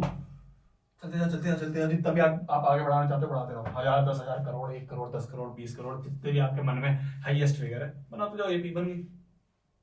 आसान था। दो इक्वेशन दो वेरिएबल बनी है ना, हमने पढ़ी है ये दो इक्वेशन दो वेरिएबल कैसे सॉल्व करते हैं कि भाई एक में से उठा के उसमें वैल्यू पुट कर दिया, जब ये निकल गया तो उसको वापस इसमें पुट कर दिया, इस इक्वेशन में हमारा आंसर आ गया। आगे बढ़े। nth term of sequence is defined as this, check whether this sequence is an AP or not। जब भी हमें कोई सीक्वेंस को चेक करना है कि वो AP है या नहीं, तो हमारे दिमाग में क्या घंटी बजती है कि अगला माइनस पिछला कॉमन डिफरेंस चेक करो, कॉमन डिफरेंस चेक करो। तो हम क्या करेंगे कि भाई हमें दे रखा है कि an की वैल्यू दे रखी है हमें 2n स्क्वायर प्लस 1, हमें चेक करना है क्या ये AP है या नहीं। तो AP है या नहीं हम क्या करेंगे, हम 3-4 टर्म निकाल लेते हैं। भाई an की जगह an में n की जगह 1 रख दूं अगर मैं, तो फर्स्ट टर्म निकल जाएगी 2 इंटू 1 का स्क्वायर प्लस 1, तो ये जाएगा 2 प्लस 1 3। a2 अगर मेरे को निकालना हो तो एक n की जगह 2 रख दिया, तो n की जगह 2 रख दिया तो 2 स्क्वायर प्लस 1, 4 2 8 प्लस 1 9। a3 अगर मेरे को निकालना है तो 2 इंटू 3 का स्क्वायर प्लस 1, तो 3 का स्क्वायर हो गया 9, 9 2 18, 18 प्लस 1 20। तो इस तरह से ये पूरी सीक्वेंस चलती रहेगी। पहले हम क्या कर लेंगे, चेक कर लेते हैं कि AP है या नहीं। चेक करने के लिए हम क्या करेंगे, A2 माइनस A1 चेक करेंगे। A2 minus A1 9 minus 3, 9 minus 3, 9 minus 3 होता है 6। अब हम क्या चेक करेंगे, A3 माइनस A2 चेक करेंगे। तो A3 minus A2 20 minus 9, 20 minus 9 तो होता है 11। हम ये कह सकते हैं कि it is not an AP। क्यों? क्योंकि इसका कॉमन डिफरेंस बराबर नहीं आ रहा है, तो ये AP नहीं होगी। तो इसलिए कॉन्सेप्ट पता होना चाहिए। कॉन्सेप्ट क्या है, बच्चे देख के सवाल डर जाते हैं, क्या कैसे चेक करूं भैया AP है या नहीं, ये तो भैया कुछ n में दे दिया, n में तो AP चेक। अरे मेरी जान, तेरे को सबसे बेसिक चीज क्या पढ़ाई थी, बिल्कुल बेसिक समझो। बेसिक अगर आपको पता चल गया ना, आप RD का सवाल उठा लेना, RS का सवाल उठा लेना, कोई भी क्वेश्चन बैंक उठा लेना, कोई भी सैंपल पेपर उठा लेना, कितना ही बड़ा सवाल उठा लेना, अगर आपके बेसिक स्ट्रॉन्ग है ना, आप वही बेसिक उठाओगे। आपके दिमाग में बस बेसिक बैठा रहना चाहिए। बेसिक क्या था, बेसिक ये था कि हमें अगर जब भी AP चेक करना है तो हम कॉमन डिफरेंस चेक करेंगे, अगला माइनस पिछला, अगला माइनस पिछला, अगला माइनस पिछला। तो अगला माइनस पिछला करने के लिए मैंने क्या करा, मैंने कहा भाई an दे रखा है, पहली दूसरी तीसरी कुछ 3-4 टर्म्स निकाल लेते हैं, अगला माइनस पिछला देख के चेक कर लेंगे। तो मैंने 3 टर्म्स निकाली, अगला माइनस पिछला करा, मेरे को बराबर नहीं दिखे दोनों, तो मैंने कहा AP नहीं है। तो बेसिक जो था उसी से यूज करा, चाहे बड़ा ही कितना सवाल बन जाए। अब यहाँ पे हमें an की जगह, ये तो और आसान था, मान लो ये हमें कह दे an equal to n cube minus 6n square plus 8n plus 4, ये है मान लो सीक्वेंस की nth। अब हमें बताने की AP है या नहीं, तो क्या बहुत कुछ भारी चीज हो गई? नहीं हुई। क्या करेंगे हम, A1 निकालेंगे, A2 निकालेंगे, A3 निकालेंगे, n की जगह 1 पुट करेंगे, A1 निकल जाएगा, n की जगह 2 पुट करेंगे, A2 निकल जाएगा, n की जगह 3 पुट करेंगे, A3 निकल जाएगा। जैसे तीनों निकल गए हम ये चेक कर लेंगे, अगर सारे कॉमन डिफरेंस बराबर आ रहे हैं तो AP है, नहीं आ रहे तो AP नहीं है, सिंपल खत्म।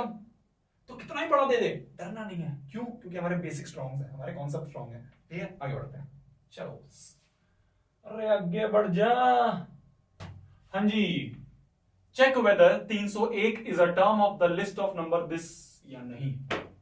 हमें चेक करना है कि क्या लिस्ट ऑफ नंबर जो हमें दे रखी है, क्या इसमें 301 आता है या नहीं आता, हमें चेक करना है। सबसे पहला काम हर एक बच्चे के दिमाग में बैठना चाहिए ये बात कि इसमें बोल रखा है कि एपी नहीं है, अभी तक हमें क्लियर नहीं करा एपी है या नहीं, तो अभी हम चेक करेंगे कि एपी है या नहीं। चेक कैसे करेंगे, इसे A1 मानेंगे, इसे A2 मानेंगे, इसे A3 मानेंगे, इसे A4 मानेंगे। चेक करने के लिए A2 माइनस A1 करेंगे तो 11 माइनस 5 करेंगे, 11 माइनस 5 करेंगे 6 बनेगा। A3 माइनस A2 करेंगे तो बन जाएगा 17 माइनस 11, 17 माइनस 11 भी 6 बनेगा। A4 माइनस A3 करेंगे तो ये बन जाएगा 23 माइनस 17, 23 माइनस 17 भी बन जाएगा 6। तो हम ये कह सकते हैं कि तीनों कॉमन डिफरेंस बराबर है, therefore it is an AP. जैसे ही हमें ये प्रूव हो गया कि ये एपी है, अब हम एपी के सारे फॉर्मूले लगा सकते हैं। तो इसलिए जब आपको नहीं दिया गया है कि लिस्ट ऑफ नंबर एपी है या नहीं, तो आपका सबसे पहला काम है कि आप चेक करोगे कि एपी है या नहीं। कैसे चेक करोगे? अब तो यार रट गए, बच्चा रट गए। चेक करने का तरीका अगला माइनस पिछला, अगला माइनस पिछला, अगला माइनस पिछला करो, तीनों सेम आ रहा तो इट इज एन एपी। अब ये एपी है, अब हमें चेक करना है कि इस एपी में, ये जो एपी हमें दे रखा है, क्या एपी दे रखा है हमें एपी दे रखा है 5, 11, 17, 23 एंड सो ऑन। हमें चेक करना है क्या इसमें कहीं पे 301 आता है। तो मान लेते हैं भाई let nth term of this AP, nth term of this AP is 301। मान लेते हैं भाई 301 होगा, nth टर्म होगी कोई एपी की 301। तो an जो है वो हमने माना है 301, तो a plus n minus 1d जो है ये हो जाएगा 301। मैंने an को a plus n minus 1d जब लिखा, जब मैंने प्रूफ कर दिया कि ये एपी है। अगर मैं ये प्रूफ नहीं करूंगा कि एपी नहीं है तो इस सवाल में हमारे नंबर कट जाएंगे, क्योंकि टीचर बोलेगा कि आपको सवाल में तो नहीं दे रखा था, सवाल में तो सिर्फ बोल रखा लिस्ट ऑफ नंबर्स है, कि लिस्ट ऑफ नंबर एपी है या नहीं आपने वेरीफाई करा। तो जब आपने वेरीफाई कर लिया तो दिमाग में रखो, जब भी आप सवाल पढ़ो, इसलिए कहता हूं सवाल को दिमाग खोल के पढ़ना चाहिए कि हमें दे रखा है एपी है या नहीं। अगर क्लियर कर रखा है तो डायरेक्ट फॉर्मूला यूज कर देंगे, पर अगर नहीं क्लियर कर रखा तो पहले वेरीफाई करेंगे कि एपी है या नहीं है। अगर एपी नहीं हुआ तो आपको अभी कोई फॉर्मूला नहीं पता इसमें आप कैसे यूज कर सकते हो, ठीक है। फिर आप बेसिक कर करके कि कोई जुगाड़ लगा के आप 301 देखोगे है या नहीं, पर ऐसा सवाल आता नहीं है। पर हाँ, आपको वेरीफाई जरूर करना है कि एपी है या नहीं। जैसे ही आपने वेरीफाई कर लिया एपी है या नहीं, अब आप a plus n minus 1d equal to 301 वाला फॉर्मूला लगा दोगे। a की वैल्यू है 5, n माइनस 1 इंटू d की वैल्यू 11 में से 5 गए, कितने आ रहे हैं 6 आ रहा था, d की वैल्यू इक्वल टू 301। तो n minus 1 into 6 equal to आ गया 301 में से 5 गए, तो n minus 1 into 6 equal to हो गया 301 में से 5 गए अगर हमारे, तो ये बन जाएगा 296। तो n माइनस 1 इक्वल टू बन जाएगा 296 बटे 6, 3 2 जा 6, या 2 से काटते हैं, 2 3 जा 6, 2 1 जा 2, 2 4 जा 8, 2 8 जा 16। तो n माइनस 1 बन जाएगा हमारा 148 बटे 3। अभी तो ये और नहीं कट रहा है, तो n की वैल्यू बन जाएगी हमारी 148 बटे 3 प्लस 1, एक ये जो है इसको इधर ले गए तो प्लस 1 बन गया, तो ये बन जाएगा n की वैल्यू बन जाएगी 148 प्लस 3 हो जाएगा हमारा 151 बटे 3। तो ये वाली जो टर्म होगी वो होगी 301। पर क्या 151/3 ये जो रेशो में आ रहा है नंबर, क्या ये कोई टर्म होती है 151/3 टर्म कुछ होगी ऐसी? मैंने सबसे पहले बोला था, सबसे पहले मैंने लेक्चर में बोला था जब मैं यहाँ पे an बता रहा था, यहाँ पे जब मैं बता रहा था n टर्म्स, तो an में n is a natural number. यहाँ पे हमारा n नेचुरल नंबर नहीं आ रहा है, तो हम ये रिजेक्ट कर देंगे कि 301 कोई भी ऐसी टर्म नहीं होगी। 301 कोई भी ऐसी टर्म 301 नहीं है इस एपी में, 301 नाम की कोई टर्म नहीं है, 301 कोई भी टर्म नहीं है इस एपी में, क्योंकि n जो है n is not equal to एक नेचुरल नंबर, n एक नेचुरल नंबर नहीं आ रहा। अगर n एक नेचुरल नंबर आता तो हम कह देते वो वाली टर्म 301 है, पर n अगर नेचुरल नंबर नहीं आ रहा है तो हम कह देंगे none of the term in this sequence is 301। कोई भी टर्म इस सीक्वेंस की 301 नहीं है, ये हमारा इसका आंसर होगा। Got it? आगे बढ़ते हैं जी। चलो, how many 2 digit number are divisible by 3? वो लिख लिया था आपने? एक बार लिख लो, मैं इसको पॉज करके साइड में आता हूं, इसको लिख लो जल्दी से। हाँ, आगे बढ़ते हैं। How many 2 digit numbers are divisible by 3, ये हमें बताना है। 2 डिजिट नंबर्स, देखो ध्यान से सुनो, सवाल क्या है ध्यान से सुनना, ऐसे बहुत सवाल है आपके एक्सरसाइज में तो आपको ध्यान से सुन लेना है। How many 2 digit number are divisible by 3? 2 digit number कहां से शुरू होते हैं? 2 डिजिट नंबर 10 से शुरू हो जाते हैं और कहां तक जाते हैं? 99 तक जाते हैं। फिर 100 आता है, वो तो 3 डिजिट है, और 10 से पहले 9 होता है, वो 1 डिजिट है। तो 10 से लेके 99 तक जो है ये 2 डिजिट नंबर है। इसमें बोला कितने 2 डिजिट नंबर जो हैं वो डिविजिबल बाय 3 हैं।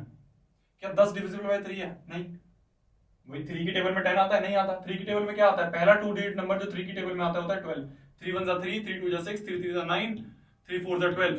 तो पहला जो 2 डिजिट नंबर आता है होता है 12। 12 के बाद क्या आता है? 15। 15 के बाद क्या आता है? 18। तो ये है शुरू के 2 डिजिट नंबर जो कि 3 से डिविजिबल है, और आखिरी जो है वो 99 में 3 से डिविजिबल है। 3 3 9, 3 3 9 कट जाएगा। अब हमें बताना है कि ये कितने नंबर्स है। क्या ये एक एपी है? क्या ये एक एपी है? क्या ये एक एपी है? अगर मान लो इसे A1 बोल दो, इसे A2 बोल दो, इसे A3 बोल दो, तो A2 माइनस A1 जो होगा वो बनेगा 15 माइनस 12, ये होगा 3। जो A3 माइनस A2 है ये होगा 18 माइनस 15, ये भी होगा 3। तो दोनों कॉमन डिफरेंस सेम है, therefore it is an AP. अगर ये एक एपी है तो अब ये सवाल देखो कैसा बन गया। ये सवाल अब वो सवाल रहा ही नहीं जो लिखा हुआ था ऊपर। सवाल ये लिखा था शुरू में कि कितने 2 डिजिट नंबर जो है डिविजिबल बाय 3 हैं। तो हमने देखा 12, 15, 18 से लेके 99 के बीच में जितने भी 3 से डिविजिबल नंबर है वो आएंगे। हमने देखा ये जो लिस्ट ऑफ नंबर है ये एपी बन गए। अब सवाल ये बन चुका है कि ये जो एपी है, ये जो एपी यहाँ पे हमारी बन चुकी है, इस एपी में कितनी नंबर ऑफ टर्म्स है। हमें क्या निकालना है? हमें निकालना है कि इस एपी में नंबर ऑफ टर्म्स कितनी है। ये सवाल अभी कन्वर्ट हो चुका है। समझे समझे समझे भाई। पहला नंबर 12, दूसरा नंबर 15, तीसरा नंबर 18, इस तरह से करते करते 99 होगा आखिरी नंबर, और ये एक एपी में जा रहा है। तो हमें क्या निकालना है? हाउ मेनी नंबर्स, मतलब कि इसमें ये जो पूरी लिस्ट ऑफ नंबर्स है इसमें n की वैल्यू क्या है, मतलब कितने नंबर्स हैं। तो हम ये मान लेते हैं कि इसमें let us assume there are n terms. हमने मान लिया n टर्म्स है। अभी बिल्कुल वैसे ही सवाल हो गया जैसा हमने यहाँ पे करा था। देखो ये वाला सवाल करा था ना हमने, कि हमने अज्यूम कर लिया था कि n टर्म्स हैं। हाँ, let there are n terms. हमसे पूछा था how many terms are there in the sequence. तो इसमें हमने चेक करा एपी है, एपी चेक करते हैं, हमने मान लिया कि n टर्म्स है इस एपी में। तो n टर्म्स अगर एपी है तो आखिरी वाली टर्म हमें पता है, तो हम ऐसे फाइंड करेंगे, ऐसे हम इस वाले क्वेश्चन में फाइंड करेंगे। देखो तो हम मान लिया कि there are n terms in this AP. तो हमने मान लिया n टर्म्स इन एपी। तो an क्या है? an हमें पता है 99 है भाई। nth टर्म हमें पता है। मान लो n टर्म्स है, ये पूरी यहां से लेके यहां तक n टर्म्स है। तो जो nth टर्म है वो हमें पता है 99 है, आखिरी टर्म हमें पता है 99 है। तो an जो होगा a plus n minus 1 into D. a की वैल्यू क्या है? 12 plus n minus 1 into D की वैल्यू क्या निकाली हमने यहाँ पे? 3 इक्वल टू 99। n ही फाइंड करना है हमें, n की वैल्यू फाइंड करनी है। तो n minus 1 into 3 is equal to 99 minus 12। 99 में से अगर 12 गए तो हमारा बचेगा 89। 89 में से 2 गए, 89 में से 2 गए तो बचे 87। ये हो गया n माइनस 1 इंटू 3, यहां चल रहा है। तो n माइनस 1 इक्वल टू हो जाएगा 87 बटे 3। तो ये कट के अगर बन जाएगा 3 2 6, 7 8, 3 9 27, 29। तो n की वैल्यू हो जाएगी 29 प्लस 1, ये माइनस 1 इधर उठ के आ जाएगा, 29 प्लस 1, तो n की वैल्यू हो जाएगी 30। तो there are total 30 numbers, 32 digit numbers हैं जो कि डिविजिबल बाय 3 होंगे। दुनिया में देयर आर 32 डिजिट नंबर्स जो कि डिविजिबल बाय 3 होंगे। ये आपने फाइंड कर लिया। ये है एपी की पावर। समझ गए। हमने क्या करा? सिंपल, हमने देखा पहली, दूसरी, तीसरी ये होंगी, आखिरी हमें पता है 99 होंगी, ये भी डिविजिबल बाय 3 है। अगर ये नहीं होती तो इससे पिछली निकाल लेते, कोई इससे पिछली निकाल लेते, मतलब आखिरी हम निकाल लेते। तो हमें अब आखिरी पता चल गई। तो आखिरी टर्म अगर हमें पता है उसे ही हमने nth टर्म मान लिया, तो हमें n की वैल्यू पता चल गई। n की वैल्यू आ गई 30। ठीक है, इसको आप नोट कर लो जल्दी से। तो there are 32 digit numbers that are divisible by 3। आगे बढ़ते हैं। अब हम बात करेंगे इस वाले क्वेश्चन की, जो कि है थोड़ा सा दिमाग वाला क्वेश्चन है। क्वेश्चन कहता है find the 11th term from last of this AP. मतलब पहले हम क्या करते थे? हम इधर से 11th टर्म निकालते थे। अब हमें क्या कह रहा है? अब हमें कह रहा है कि पीछे से 11th टर्म निकालो, इधर से 11th टर्म कौन सी होगी वो निकालो। कैसे करेंगे? खुफिया जुगाड़ी दिमाग ये कहता है कि एपी को उल्टी कर दो। क्या? कि एपी को मान लो let this AP is this, भाई उल्टी कर दो कि भाई पहली टर्म हमने मान ली -62, फिर उसके बाद आगे बढ़ते बढ़ते भाई इसको ऐसे उठा के ऐसे कर दिया हमने, तो ये 4 7 10। हमने एपी को क्या कर दिया हमने एपी को हमने रोटेट कर दिया। तो लेट एपी इज दिस। अब इस एपी में ये क्या हो गई? फर्स्ट टर्म हो गई। कॉमन डिफरेंस अगर आपसे मैं पूछूं तो कॉमन डिफरेंस क्या होता है? अगला माइनस पिछला। भाई पूरी एपी में से कोई भी अगला माइनस पिछला कर दो, जरूरी कोई है कुछ ऐसा पहले वाले अगले माइनस पिछला करना है, कोई भी कर दो तो अगला माइनस पिछला है 7 - 4। 7 - 4 क्या हो गया अपना 3। तो हमें a पता है -62, हमें d पता है 3, हमें क्या पूछना है, हमें क्या बताना है 11th टर्म, तो a11 हमें बताना है। a11 क्या होगा a + 11 - 1 × d। a क्या है -62 + 11 - 1 is 10 × d is 3, तो -62 + 30 ये हो जाएगा -32। That is the answer. ये है हमारी 11th term from the last. तो 11th term from the last in this AP is -32। देख रहे हो एपी कितने कितने जल्दी हो जाते हैं सवाल, तो छोटे छोटे सवाल हैं, कुछ भी नहीं करना हमें भाई। जैसे ही इस सवाल को आप समझोगे आपका दिमाग अपने आप ये कहेगा कि यार इधर से निकालने तो इसको पहली टर्म मान लो, फिर उसके बाद इसको पहली टर्म, इसके पहली वाली दूसरी टर्म, फिर इससे पहली वाली तीसरी टर्म, या फिर इसको ऐसे उल्टा करके देख लो। उल्टा करके देखते ही क्लियर हो गया सवाल। ठीक है, नोट डाउन करो, आगे बढ़ते हैं। कर लिया जी नोट। अब हम देखते हैं इस वाले सवाल को।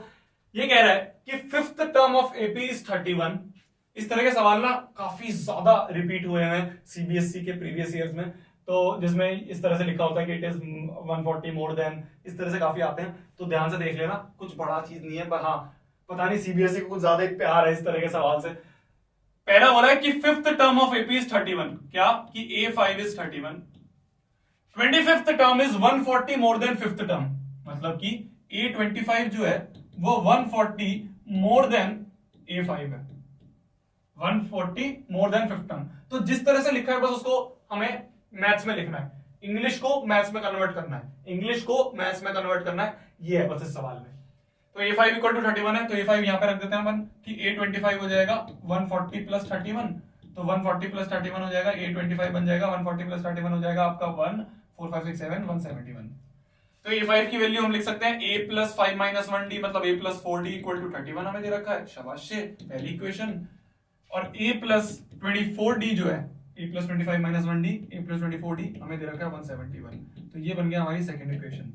तो ये है हमारी पहली इक्वेशन, ये है हमारी सेकंड इक्वेशन। इससे हम a और d निकाल देंगे, जैसे हमने अभी पिछले सवाल में निकाला। जैसे ही हमें ad निकल गया तो हमें पहली टर्म पता चल गई a, हमें कॉमन डिफरेंस पता चल गया d। तो क्या आप इन दोनों चीजों से अपनी एपी नहीं निकाल सकते? बिल्कुल निकाल सकते हो, तो निकाल लेना ना। ये दो इक्वेशन में सॉल्व करूंगा क्या? अरे थोड़ा सा काम अपने आप भी कर लो यार, सब काम भैया से करवाओगे, मैं थक जाऊंगा यार, मेहनत करता हूं पूरी रात बैठ के, आपके लेक्चर बनाता हूं, फिर उसके बाद आगे सॉल्व कर लेना चुपचाप से। आगे बढ़ते हैं। सुब्बा राव जो है उन्होंने वर्किंग शुरू करी 1995 में। भाई साहब 1995 में उन्होंने 5,000 रुपए से, भाई 1995 में 5,000 रुपए की वैल्यू पता कितनी होती थी? सुब्बा राव भाई करोड़पति। तो सुब्बा राव जो है उसने एनुअल सैलरी 5,000 पे शुरू करा और 200 रुपए हर साल उसको इंक्रीमेंट मिलता रहा। तो हमसे पूछ रहे हैं कि कौन से साल में वो 7,000 रुपए पहुंच जाएगी। मान लो 1995 में मतलब कि जो इसका फर्स्ट ईयर था, जब इसने काम करना शुरू करा, उस फर्स्ट ईयर में इसकी सैलरी थी 5,000 की।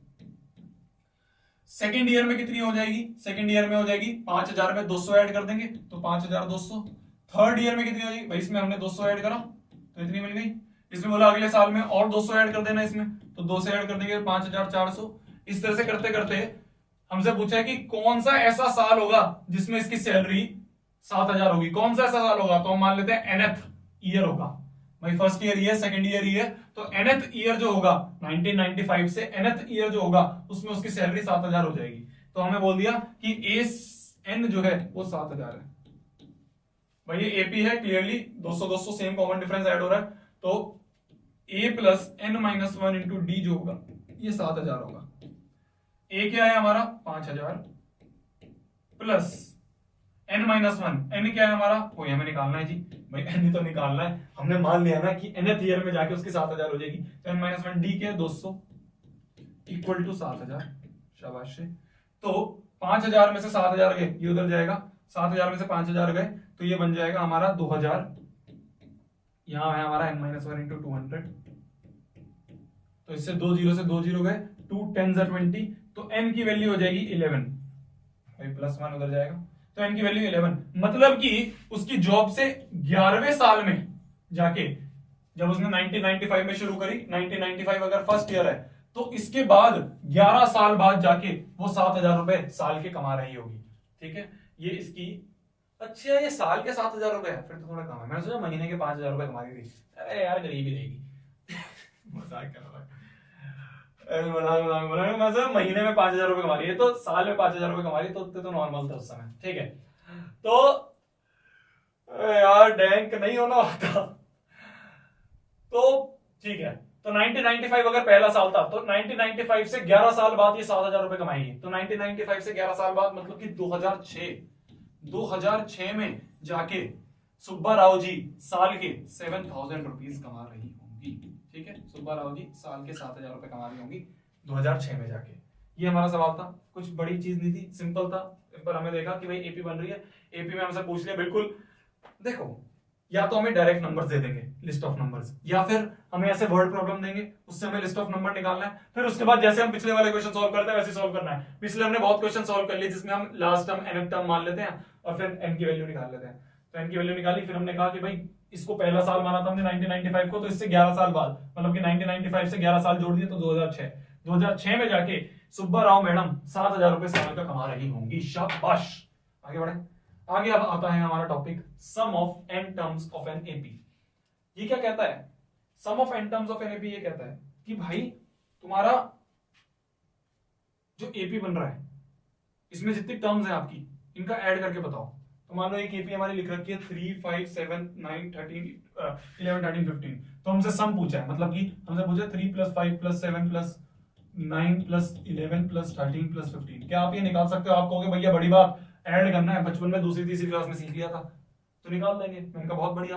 मान लो इसमें तो 7 टर्म थी, 1 2 3 4 5 6 7 टर्म थी। मान लो ऐसे ही 20 टर्म है, तो क्या 20 टर्म का भी निकालोगे? आप कहोगे भैया बड़ी बात, आप इसमें 100 टर्म डाल दो, हम 100 टर्म का निकाल लेंगे। मैंने कहा बहुत बढ़िया। मान लो इसमें 1000 टर्म डाल दिए, तो 1000 टर्म का भी निकाल दोगे। आप कहोगे भैया 1000 आप 2000 डाल दो। जब भी हम एडिशन करते रहेंगे, हमारे पास पूरा टाइम है, टाइम अभी दिन में है ना।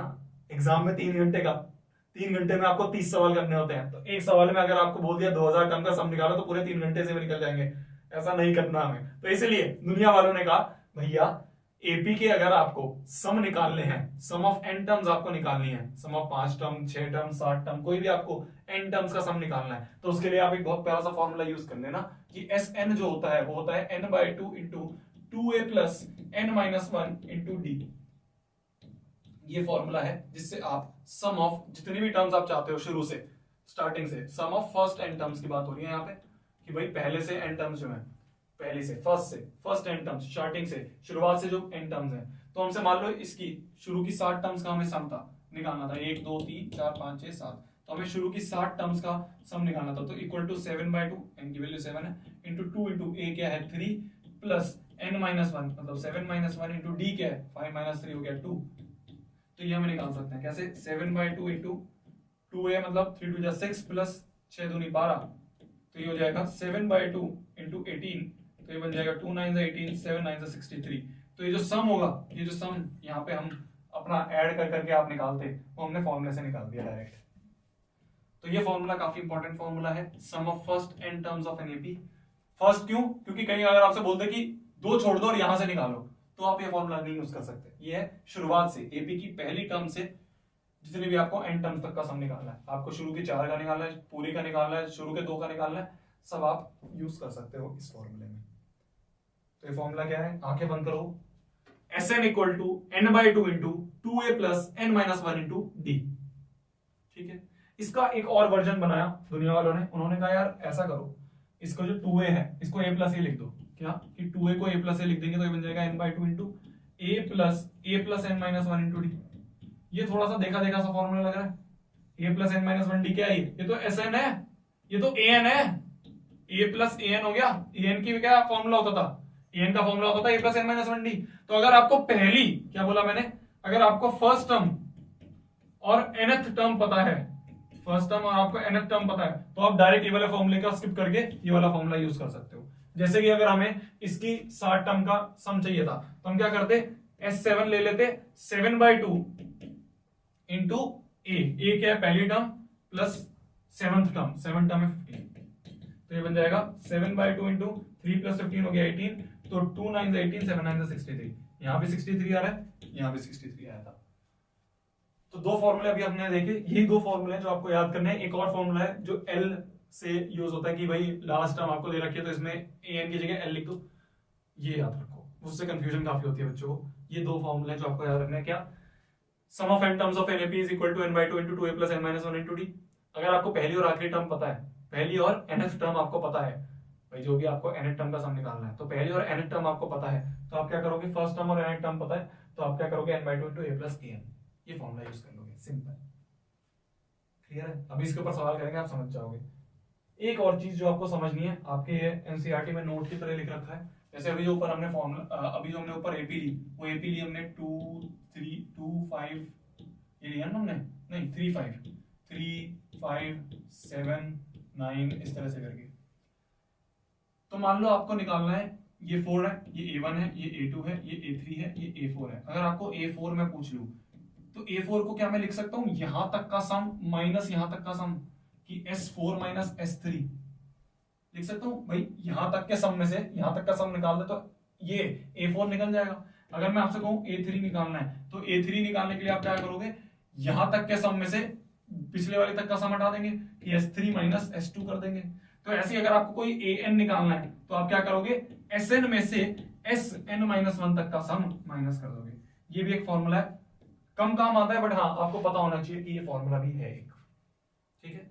तो अगर आपको कोई एक टर्म निकालनी है तो उस टर्म तक का सम माइनस पिछली टर्म तक का सम कर देंगे तो आपकी वो टर्म निकल जाएगी, ठीक है। ये एक और फॉर्मूला है, पर मेन फॉर्मूले जो आपको दो याद रखने हुए हैं, ये SN equal to n by two into A plus N minus one into D, और दूसरा n by two into A plus A M. ये दोनों आप नोट कर लीजिए, आपको समझ में आ जाएगा। थोड़ा नीचे कर दूं ऊपर हेडिंग,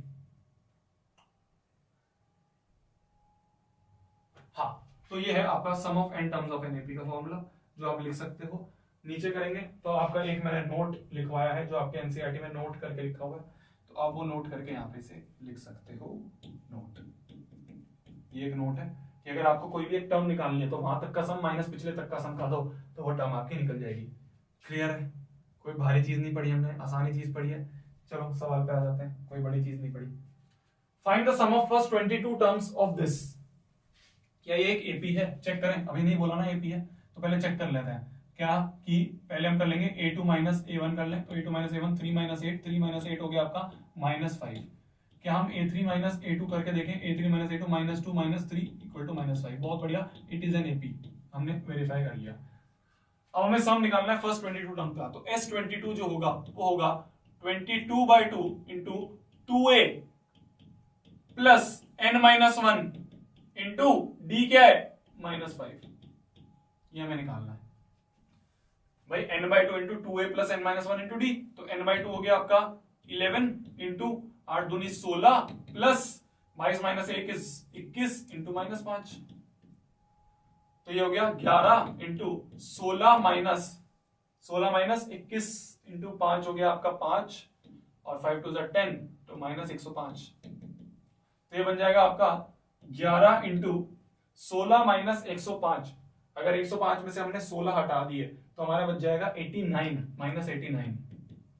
ये अब आपको सॉल्व करना है भाई। 89 इंटू 11 करेंगे आप, तो यहां से हम निकाल सकते हैं 89 इंटू 11 करेंगे। बिल्कुल बच्चों की तरह करो, आपको बिल्कुल भी शर्माना नहीं है कि आपको कैलकुलेशन ऐसे टिप्स पे नहीं होती, बच्चों की तरह करो, कोई दिक्कत नहीं है। 8 दूनी एक बार वेरीफाई कर लो, 8 दूनी 16 लिखा है मैंने, 22 में से 1 गए 21 लिखा है, इंटू माइनस 5 लिखा है, बिल्कुल सही लिखा है।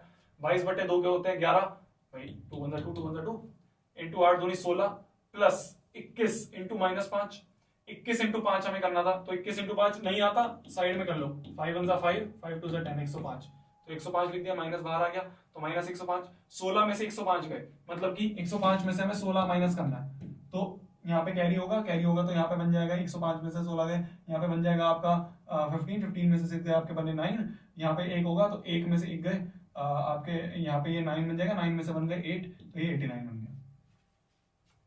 ठीक है, इस तरह से समझ में आ गया।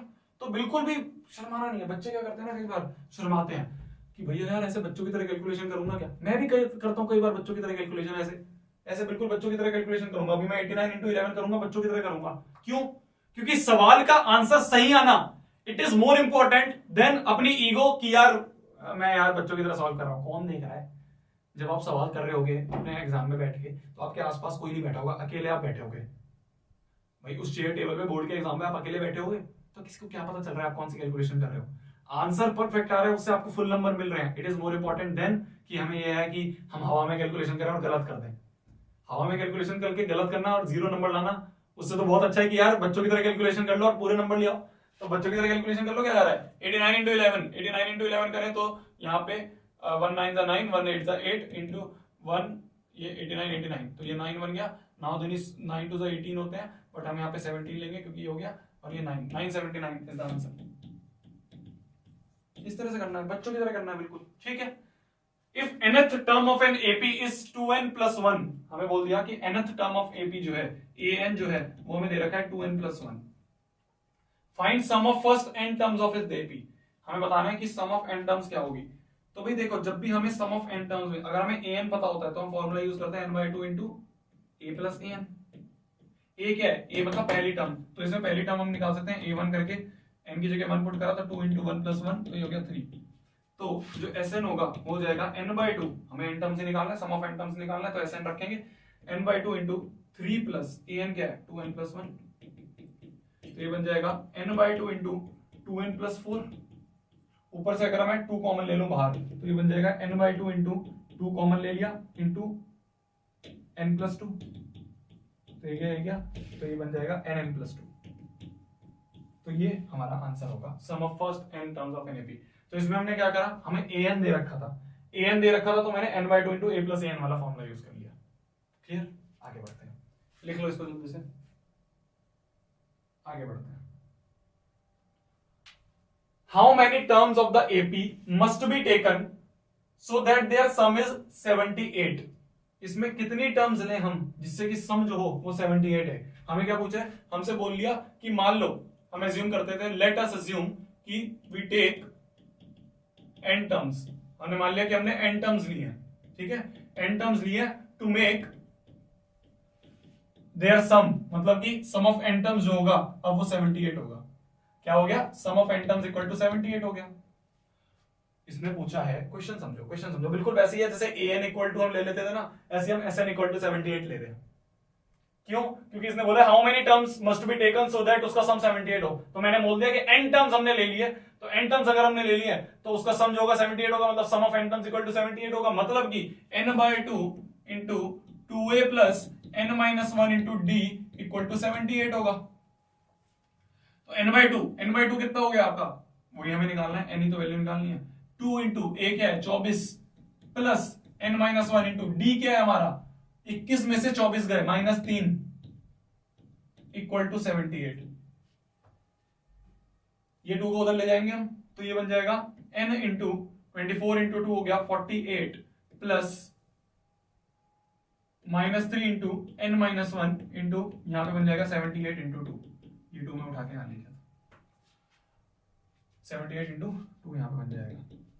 हमें क्या करना है, हमें n की वैल्यू फाइंड करनी है। क्यों, क्योंकि वही आंसर है भाई, हमने मान लिया n टर्म्स है, वही हमें निकालना है, how many terms must be taken, तो हमें n की वैल्यू फाइंड करनी है। बिल्कुल वही उस तरह का सवाल, मैं इसको बार बार सॉल्व नहीं करूंगा क्योंकि अगर मैं सॉल्व करके दिखाऊंगा तो आपको स्पून फीडिंग होगी, स्पून फीडिंग में नहीं चाहता हूं। ये इक्वेशन बन गई है, इस इक्वेशन में से n की वैल्यू निकालनी है। मारो थोड़ा सा दिमाग मारो, कमेंट्स में बताना कैसे करा आपने, अगर किसी का नहीं हुआ तो कमेंट सेक्शन में बता देना कैसे हुआ, ठीक है। कमेंट सेक्शन बहुत आसान है, n की वैल्यू बताना कमेंट सेक्शन में, कुछ भी नहीं है, n की वैल्यू यहां से फाइंड करनी है, इस इक्वेशन को सॉल्व करके बस मैथमेटिक्स लगानी है। आगे बढ़ते हैं, find the sum of first 100 positive integers. क्या बोला इन्होंने कि 100 पॉजिटिव इंटीजर्स, कौन से होते हैं पॉजिटिव इंटीजर्स, 1 + 2 + 3 100 ही 1000 + 4 plus and so on up to 1000। क्या एक एपी है, बिल्कुल एपी है, क्योंकि इसमें कॉमन डिफरेंस हमें देख रहा है 2 - 1 1 3 - 2 1 4 - 1 3 1, तो इट इज एन एपी। हमने देख लिया कि ये एक एपी है, तो हमें क्या करना है, सम ऑफ 1000 टर्म्स निकालने हैं एपी के बस। अब इस वाली तो सम ऑफ 1000 टर्म्स क्या कर देंगे हम, n/2 into a plus an, भाई a प्लस an वही वाला फॉर्मूला लगाएंगे, आखिरी टर्म हमें पता है कौन सी हमें निकालनी है, तो ये हो गया 500 इंटू 1001, 500 इंटू 1001 क्या हो गया 500 500 500 500, ये आपका आंसर हो गया पहले का। Second question, find the sum of first n positive integers, first n positive integer मतलब 1 + 2 + 3 + 4। अब पहले हमें 1000 तक बोला था, पर अब बोल रहा है कि ये प्लस सम ऑफ n तक। तो क्या होगा, sum of n positive integer जो होगा n/2 into a + l a + an। तो a + an क्या है, 1 + an क्या है, n। तो ये बन जाएगा n इंटू n + 1/2। ये काफी इंपॉर्टेंट फॉर्मूला है, ये आपको आगे 11th-12th में काम आएगा कि sum of first n positive integer जो होता है वो होता है nn + 1/2। nn + 1/2 ये फॉर्मूला होता है आपका। ठीक है, अभी आपको रटो मत रटो, कोई दिक्कत नहीं है, पर बाद में आपको 11th में ये पढ़ाएंगे। तो sum of first n positive integers जो होता है n इंटू n + 1/2। ठीक है, कोई फॉर्मूला हमने यूज नहीं करा, हमने सिर्फ एक फॉर्मूला यूज करा इन दोनों में कि Sn होता है n/2 इंटू a + an। ये फॉर्मूला यूज करके हमने इस वाले सवाल को और इस वाले सवाल को सॉल्व कर दिया। आसान है भाई, पूरा एपी जो है आपका पूरा फॉर्मूला बेस्ड है। आपको बस डेफिनेशन समझ में आनी चाहिए कि एपी की डेफिनेशन क्या है। अगर आपको एपी की डेफिनेशन पता चल गई है तो आप पूरा का पूरा एपी निपटा दोगे। ठीक है, एपी की डेफिनेशन हमने पहली स्लाइड में पढ़ी ही ली थी। आगे बढ़ते हैं। आगे हमें बोला गया है कि एक मैन्युफैक्चरर ऑफ टीवी सेट है जो कि 600 सेट बनाता है 3rd ईयर में, 700 सेट बनाता है 7th ईयर में, और बोला गया production increases uniformly bye fixed number. Uniformly bye fixed number, हमें बोल दिया कि फिक्स्ड नंबर से बनता है। जैसे ही हमें ये दे दिया तो हम कह देंगे therefore it is an AP. हर साल फिक्स्ड नंबर से बढ़ रहा है, मतलब कि कॉमन डिफरेंस फिक्स है, therefore it is an AP. अब हम करते हैं इसका सॉल्यूशन। सॉल्यूशन हमें क्या दिया है, हमें क्वेश्चन में दिया है कि 3rd ईयर, मतलब कि हमें दे रखा है कि 3rd ईयर में 600 सेट्स हैं, और हमें दे रखा है कि 7th ईयर में A7 जो है वो हमें दे रखा है 700। इस तरह से हम बिल्कुल बोल सकते हैं कि भाई फर्स्ट ईयर में जो हमारी टर्म थी वो कुछ बनी होगी, हमें 5th की दे रखी है, हमें दे रखी है 3rd की, कि भाई 600 in the 3rd year, 700 in the 7th year. तो 600 इन फर्स्ट 3rd ईयर और 700 इन 7th ईयर। तो A3 जो होगा वो हो जाएगा A + 3 - 1 मतलब 2। A + 2D हमें 600 दे रखा है, A + 6D हमें 700 दे रखा है। क्या मैंने ये सही लिखा है? दो इक्वेशंस, पहली और दूसरी, एक बार चेक करो, पहली और दूसरी इक्वेशन सही लिखी है, बिल्कुल सही लिखी है, कोई गलती नहीं करी मैंने। भाई A3 मतलब A + 3 - 1 × D, A7 मतलब A + 7 - 1 × D, तो A + 6D A + 2D। A की वैल्यू उठा के इसमें से उसमें पुट करते हैं, A की वैल्यू होगी 600 - 2D, ये उठा के इसमें पुट कर देते हैं। तो 600 - 2D + 6D = हो गया 700। तो यहां से हम कह देंगे 4D = 700 - 600। तो 4D = 100 हो गया, तो D = आ गया 25। इसकी वैल्यू उठा के यहां पढ़ देंगे। तो A = 600 - 2 × 25, तो A = हो गया 600 - 50। तो 600 - 50 मतलब A की वैल्यू हो गई आपकी कितनी? A की वैल्यू होगी आपकी 550। मतलब कि फर्स्ट ईयर में A मतलब होता है फर्स्ट टर्म, तो A1 जो है फर्स्ट ईयर में 550 सेट ऑफ टीवी बने थे, 550 सेट ऑफ टीवी बने थे। पहला question, production in the first year, वही निकाला हमने 550। पहले का आंसर क्या है आपका? 550। हमसे पूछा है production in the 10th year. अरे भाई 10th ईयर में प्रोडक्शन मतलब A10 ही तो पूछा हमसे। समझे समझे समझे सवाल समझे भाई? हमसे पहले जो दो चीजें दी बिल्कुल वही सवाल है जो हमने पहले कर रखा है कि भाई A और D निकालिए, A और D निकालिए, अब तो हमें पूरी एपी पता चल जाएगी। तो हमें अब 10th बनानी है। 10th टर्म क्या होगी? A + 10 - 1 × D, तो A + 9D। तो A क्या है आपका? A आपका 550 + 9 × D क्या है आपका? 25। तो 550 + 25 × 9, बताओ किसके दिमाग में है तो दम कि वो 25 × 9 करके दिखा दे? मैंने कहा मैं करके दिखाता हूं, 250। देखो 25 × 10 होता है 250, उसमें से 25 घटा दें, तो 250 में से 25 घटा दें तो आपको बन जाएगा 225। तो 550 में से अगर आप 225 ऐड करोगे तो 550 में 225 ऐड करोगे तो यहाँ 5 बनेगा, यहाँ 5 6 7 बनेगा, यहाँ 5 6 7, तो 775 जो है इतने टीवी बनेंगे आपके 10वें साल में। कितने? 775। आपसे पूछा total production in first 7 years, पहले 7 साल में कितनी टोटल प्रोडक्शन होगी। मतलब हमसे क्या पूछ लिया?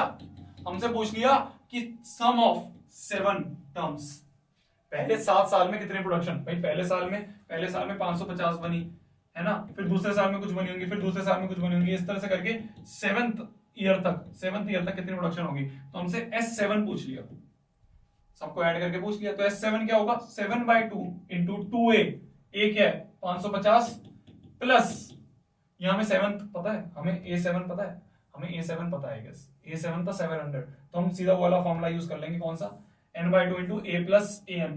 तो S7 जो होगा वो होगा n/2 मतलब 7/2 इंटू ए प्लस A7, ये वाला फॉर्मूला यूज कर लेंगे हम। क्या यहाँ तक किसी बच्चे को कोई दिक्कत आ रही है? नहीं आ रही होगी, सीधा फॉर्मूला यूज कर रहे हैं हम कि n/2 into A plus A N. तो n/2 इज 7/2 इंटू ए क्या है 550 प्लस ए एन क्या है A7 हमें क्वेश्चन में दे रखा है, A7 हमें क्वेश्चन में दे रखा है क्या 700, तो A7 हम यहाँ पे 700 यूज कर लेंगे, तो प्लस 700 हो जाएगा यहाँ पे, तो हो जाएगा 7/2 इंटू 700 प्लस 550, तो ये 0 ये 5 7 और 5 7 और 5 आपके आ गए 1250। ठीक है, तो यहां से हम इसको काट देंगे तो ये हो जाएगा 2 6 12 2 6 12 2 2 4 2 5 10 625 इंटू 7 क्या 625 इंटू 7 ये हमें निकालना है, तो हम बराबर में बच्चों की तरह कैलकुलेशन कर लेंगे। 625 इंटू 7 7 5 35 7 2 14 14 और 3 14 15 16 17 14 और 3 हो गए 17 7 6 54 54 और 1 55, तो 5575 क्या बोला मैंने 5575 इतने नंबर ऑफ सेट जो हैं टोटल प्रोड्यूस होंगे 7 साल में। तो 7 साल में ये जो टीवी मैन्युफैक्चरर है ये 5575 टीवी बना चुका होगा। आपको ये नोट डाउन करना है तो आप जल्दी से नोट डाउन कर सकते हो। मैं जल्दी से आपको पहले पहला और दूसरा दिखा देता हूं। पहला और दूसरा सवाल ये था आपका, पहला और दूसरा मैंने यहाँ पे सॉल्व करा, ठीक है। ये हो गया आपका पहला, ये हो गया आपका दूसरा, ठीक है। पहला और दूसरा आप लिख लो, सवाल देखना, सवाल आपके एनसीईआरटी का सवाल है यार शायद, हाँ एनसीईआरटी से उठाया था मैंने। तो ये पहला सवाल और दूसरा सवाल मैंने सॉल्व करा, ए की वैल्यू मिल गई, 10th में इतने हुए, फिर हमसे पूछा कि टोटल कितने हुए, टोटल 7 साल में कितने हुए, तो टोटल 7 साल में मैंने इतने निकाल दिया कि n/2 into A plus A N. तो ए एन क्या है A7 हमें 700 दे रखा था, ए हमने 550 निकाला, तो 550 प्लस 700 हो गया आपको 1250, तो 1250 को 2 से काटा 625 625 इंटू 7, ये मैंने यहाँ पे सॉल्व करा 625 इंटू 7 7 5 35 7 14 14 और 3 हो गया आपका 17, तो 17 और 1 कैरी 7 6 54 55 5575, ये आपका total number of production in those 7 first year इतने कर लिए होंगे, है ना। धंधा बना रहे हैं भाई सब, धंधा। टोटल 7 साल में कितने उन्होंने टीवी सेट बना लिए। आपकी स्क्रीन पे आखिरी सवाल ऑफ एपी आ चुका है, इसके बाद आप एपी में महारत हासिल कर चुके हो। कुछ नहीं, बहुत आसान सवाल है। देखो इसने क्या कहा है, ये दिखने में ऐसा होता है भाई एक्सरसाइज का आपका शायद आखिरी एक्सरसाइज का आखिरी सवाल, आखिरी या दूसरा तीसरा लास्ट थर्ड सवाल है, दिखने में ऐसा पता नहीं क्या है, सॉल्व करो यूं हो जाता है। कैसे देखो, spiral is made up of successive semicircles with center alternatively A and B starting with center A। तो A को सेंटर माना इतना घुमा, फिर उसके बाद इसने B को सेंटर माना इतना घुमा, फिर इसने वापस से A को सेंटर माना इतना घुमा, फिर इसने B को सेंटर माना इतना घुमा, ऐसा करते करते घूमता रहेगा। तो पहला जो सेंटर से घुमा, ये पहली रेडियस इसको मिली 0.5 की, दूसरी रेडियस इसको मिली 1 की, तीसरी रेडियस इसको मिली 1.5 की, फिर 2 की, फिर इस तरह से आगे बढ़ती रही। तो इसकी जो रेडियस हुई, क्या बोला मैंने, जो रेडियस का इसका बढ़ता रहा R1 R2 R3, वो क्या हुआ 0.5 1 1.5 2 एंड सो ऑन, मतलब कि 0.5 को 1/2 लिख सकते हैं, 1/2 1 3/2 2 एंड सो ऑन। ये क्या हो गया आपका, ये रेडियस हो गई। ये बोल रहा है कि what is the total length of such spiral made up of 13 consecutive semicircles. 13 बार ये सेमीसर्कल बना रहा है, तो कितनी लेंथ होगी, मतलब कि मान लो ये एक बार घुमा लेंथ 1, दूसरी बार घुमा लेंथ 2, तीसरी बार घुमा length 3 and so on up to 13 बार ये घुमा। तो यहां से यहां तक जब ये घुमा तो ये L1 हुआ, फिर ये यहां से यहां तक घुमा तो ये L2 लेंथ हुई, फिर यहां से यहां तक घूमी तो L3 लेंथ हुई, फिर यहां से यहां तक घुमा L4 लेंथ हुई, इस तरह से ये 13 तक घुमा। तो ये यहां से यहां तक की लेंथ कितनी होगी भाई, ये क्या है, ये सर्कमफ्रेंस ऑफ सेमी सर्कल है। तो L1 क्या होगा, सेमी सर्कल का सर्कमफ्रेंस, भाई पूरे सर्कल का सर्कमफ्रेंस होता है 2πr, तो सेमी सर्कल का बाय 2 कर दो तो πr होगा। तो L1 जो होगा वो होगा πr1, R1 क्या है 1/2, L2 क्या होगा πr2, L3 क्या होगा πr3 and so on up to πr13। भाई πr1 क्या होगा पाई इंटू R1, R1 1/2 है तो π/2, R2 1 है पाई, R3 3/2 है 3π/2 फिर 2π, इस तरह से करके ये चलता रहेगा L13 तक। ठीक है, हमें क्या निकालना है, इन टोटल का सम निकालना है। भाई सम ही तो कर रहे थे हम, इनका सम ही तो कर रहे थे ऊपर, L1 + L2 + L3, ये तो हमें निकालना है, इसका सम ही तो निकालना है। तो क्या एक एपी बन रही है? क्या आपको सवाल समझ में आ गया? एक बार मेरे को ये बताओ, सवाल समझ में आ गया? नहीं आया तो मैं फिर से बताता हूँ। देखो, हमसे बोला गया कि ये सेमी सर्कल्स ऐसे ऐसे बने जा रहे हैं। पहले इसने ए को सेंटर माना, ऐसे घूम गया, फिर इसने बी को सेंटर माना, इतना घूम गया, फिर इसने वापस से ए को सेंटर माना, इतना बड़ा सर्कल घूमा, फिर इसने बी को सेंटर माना, इतना बड़ा सर्कल घूमा। तो ये यहां से यहां तक की लेंथ जो थी वो L1 थी। जब ये एक सर्कल घूमा तो ये L1 थी। L1 क्या है? L1 सर्कमफ्रेंस, तो वही तो है सर्कमफ्रेंस, पैरामीटर सर्कमफ्रेंस एक ही बात है। तो आपका ये पैरामीटर ही तो है, parameter of semi circle. Parameter of semi circle क्या होता है? पूरे सर्कल का 2πr होता है, तो आधे सर्कल का डिवाइड बाय 2, तो πr होगा। तो पहला पैरामीटर होगा πr1, तो r1 की वैल्यू 0.5 दे रखी है, 1/2 दे रखी है, तो π/2। दूसरा होगा πr2, ये जो होगा यहां से यहां तक, ये जो L2 बनेगा, ये यहां से यहां तक जो L2 बन रहा है, ये L2 जो बन रहा है, ये L2 होगा πr2, तो पाई इंटू r2 है 1। तीसरा होगा ये वाला जो सर्कल बन रहा है, ये होगा L3, तो L3 होगा πr3, pi into 3/2, pi into 3/2। फिर उसके बाद होगा 2π, यहां से यहां तक जो घूम रहा है, ये पूरा जो सर्कल होगा पाई इंटू r4, तो पाई इंटू r4 क्या है? 2 है, तो 2 इंटू पाई। इस तरह से करते करते 13। तो हमें क्या करना है? S13 निकालना है। इस एपी का हमें S13 निकालना है। क्या ये एपी बन रहा है? पहले देख तो ले, पहले देख ले क्या एपी बन रहा है। मेरे हिसाब से तो बन रहा है, देख लेते हैं वापस से। मान लो ये A1 है, ये मान लो A2 है, ये मान लो A3 है, ये मान लो A4 है। तो A2 - A1 जो होगा वो होगा पाई माइनस π/2, जो कि होगा π/2। A3 - A2 क्या होगा? A3 माइनस होगा 3π/2 में से पाई हटा दिया, 3π/2 में से पाई हटाया तो π/2 आया। A4 - A3 जो होगा वो होगा 2π - 3π/2, 2π - 3π/2 जो होगा ये हो जाएगा, LCM 2 लेंगे, 2 2 4, 4 - 1 π/2। तो भाई तीनों का तीनों जो कॉमन डिफरेंस आ रहा है सेम आ रहा है, therefore it is an AP. जैसे ही एपी पता चल गया, अब हमें क्या निकालना है? Sum of 13 terms of this AP. तो वो क्या होगा? n/2 into 2a, 2 into a क्या है? π/2, n - 1 into d, n - 1 is 2a plus n - 1, n - 1 is 13 - 1 into d क्या है? π/2। सॉल्व करें? कर देता हूं यार, ये वाला तो सॉल्व कर देता हूं, आखिरी सवाल है आपके लिए। तो ठीक है, 13/2 इंटू ये गया पाई प्लस 12π/2, 2 6 12, तो ये बन जाएगा 13/2 इंटू 6π प्लस पाई 7π। तो ये आपका आंसर है। 13 7 निकाल लो, 7 3 21, 7 7 8 9 91, तो 91π/2 दिस इज योर आंसर। ये क्या है? ये तो टोटल आपकी लेंथ होगी, ये आपकी लेंथ होगी, इतनी सेंटीमीटर आपकी लेंथ होगी। समझ में आ गया? एपी आसान था ना, कुछ भी नहीं था भाई, इस वाले सवाल में कुछ नहीं था, आपको बस समझना था। समझने का क्या था कि बस जितनी लेंथ है, लेंथ मतलब सर्कमफ्रेंस पैरामीटर, तो जितनी पैरामीटर है वो सारी पैरामीटर्स आपको ऐड करनी है। सारी पैरामीटर्स आप ऐड कर दोगे तो एपी बनती हुई दिखेगी। तो आपको total 13 terms of an AP का सम निकालना है। आप लिख लो इसको जल्दी से, लिख लिया, स्क्रीनशॉट ले लिया, अब यहां तक लिख लो नीचे का।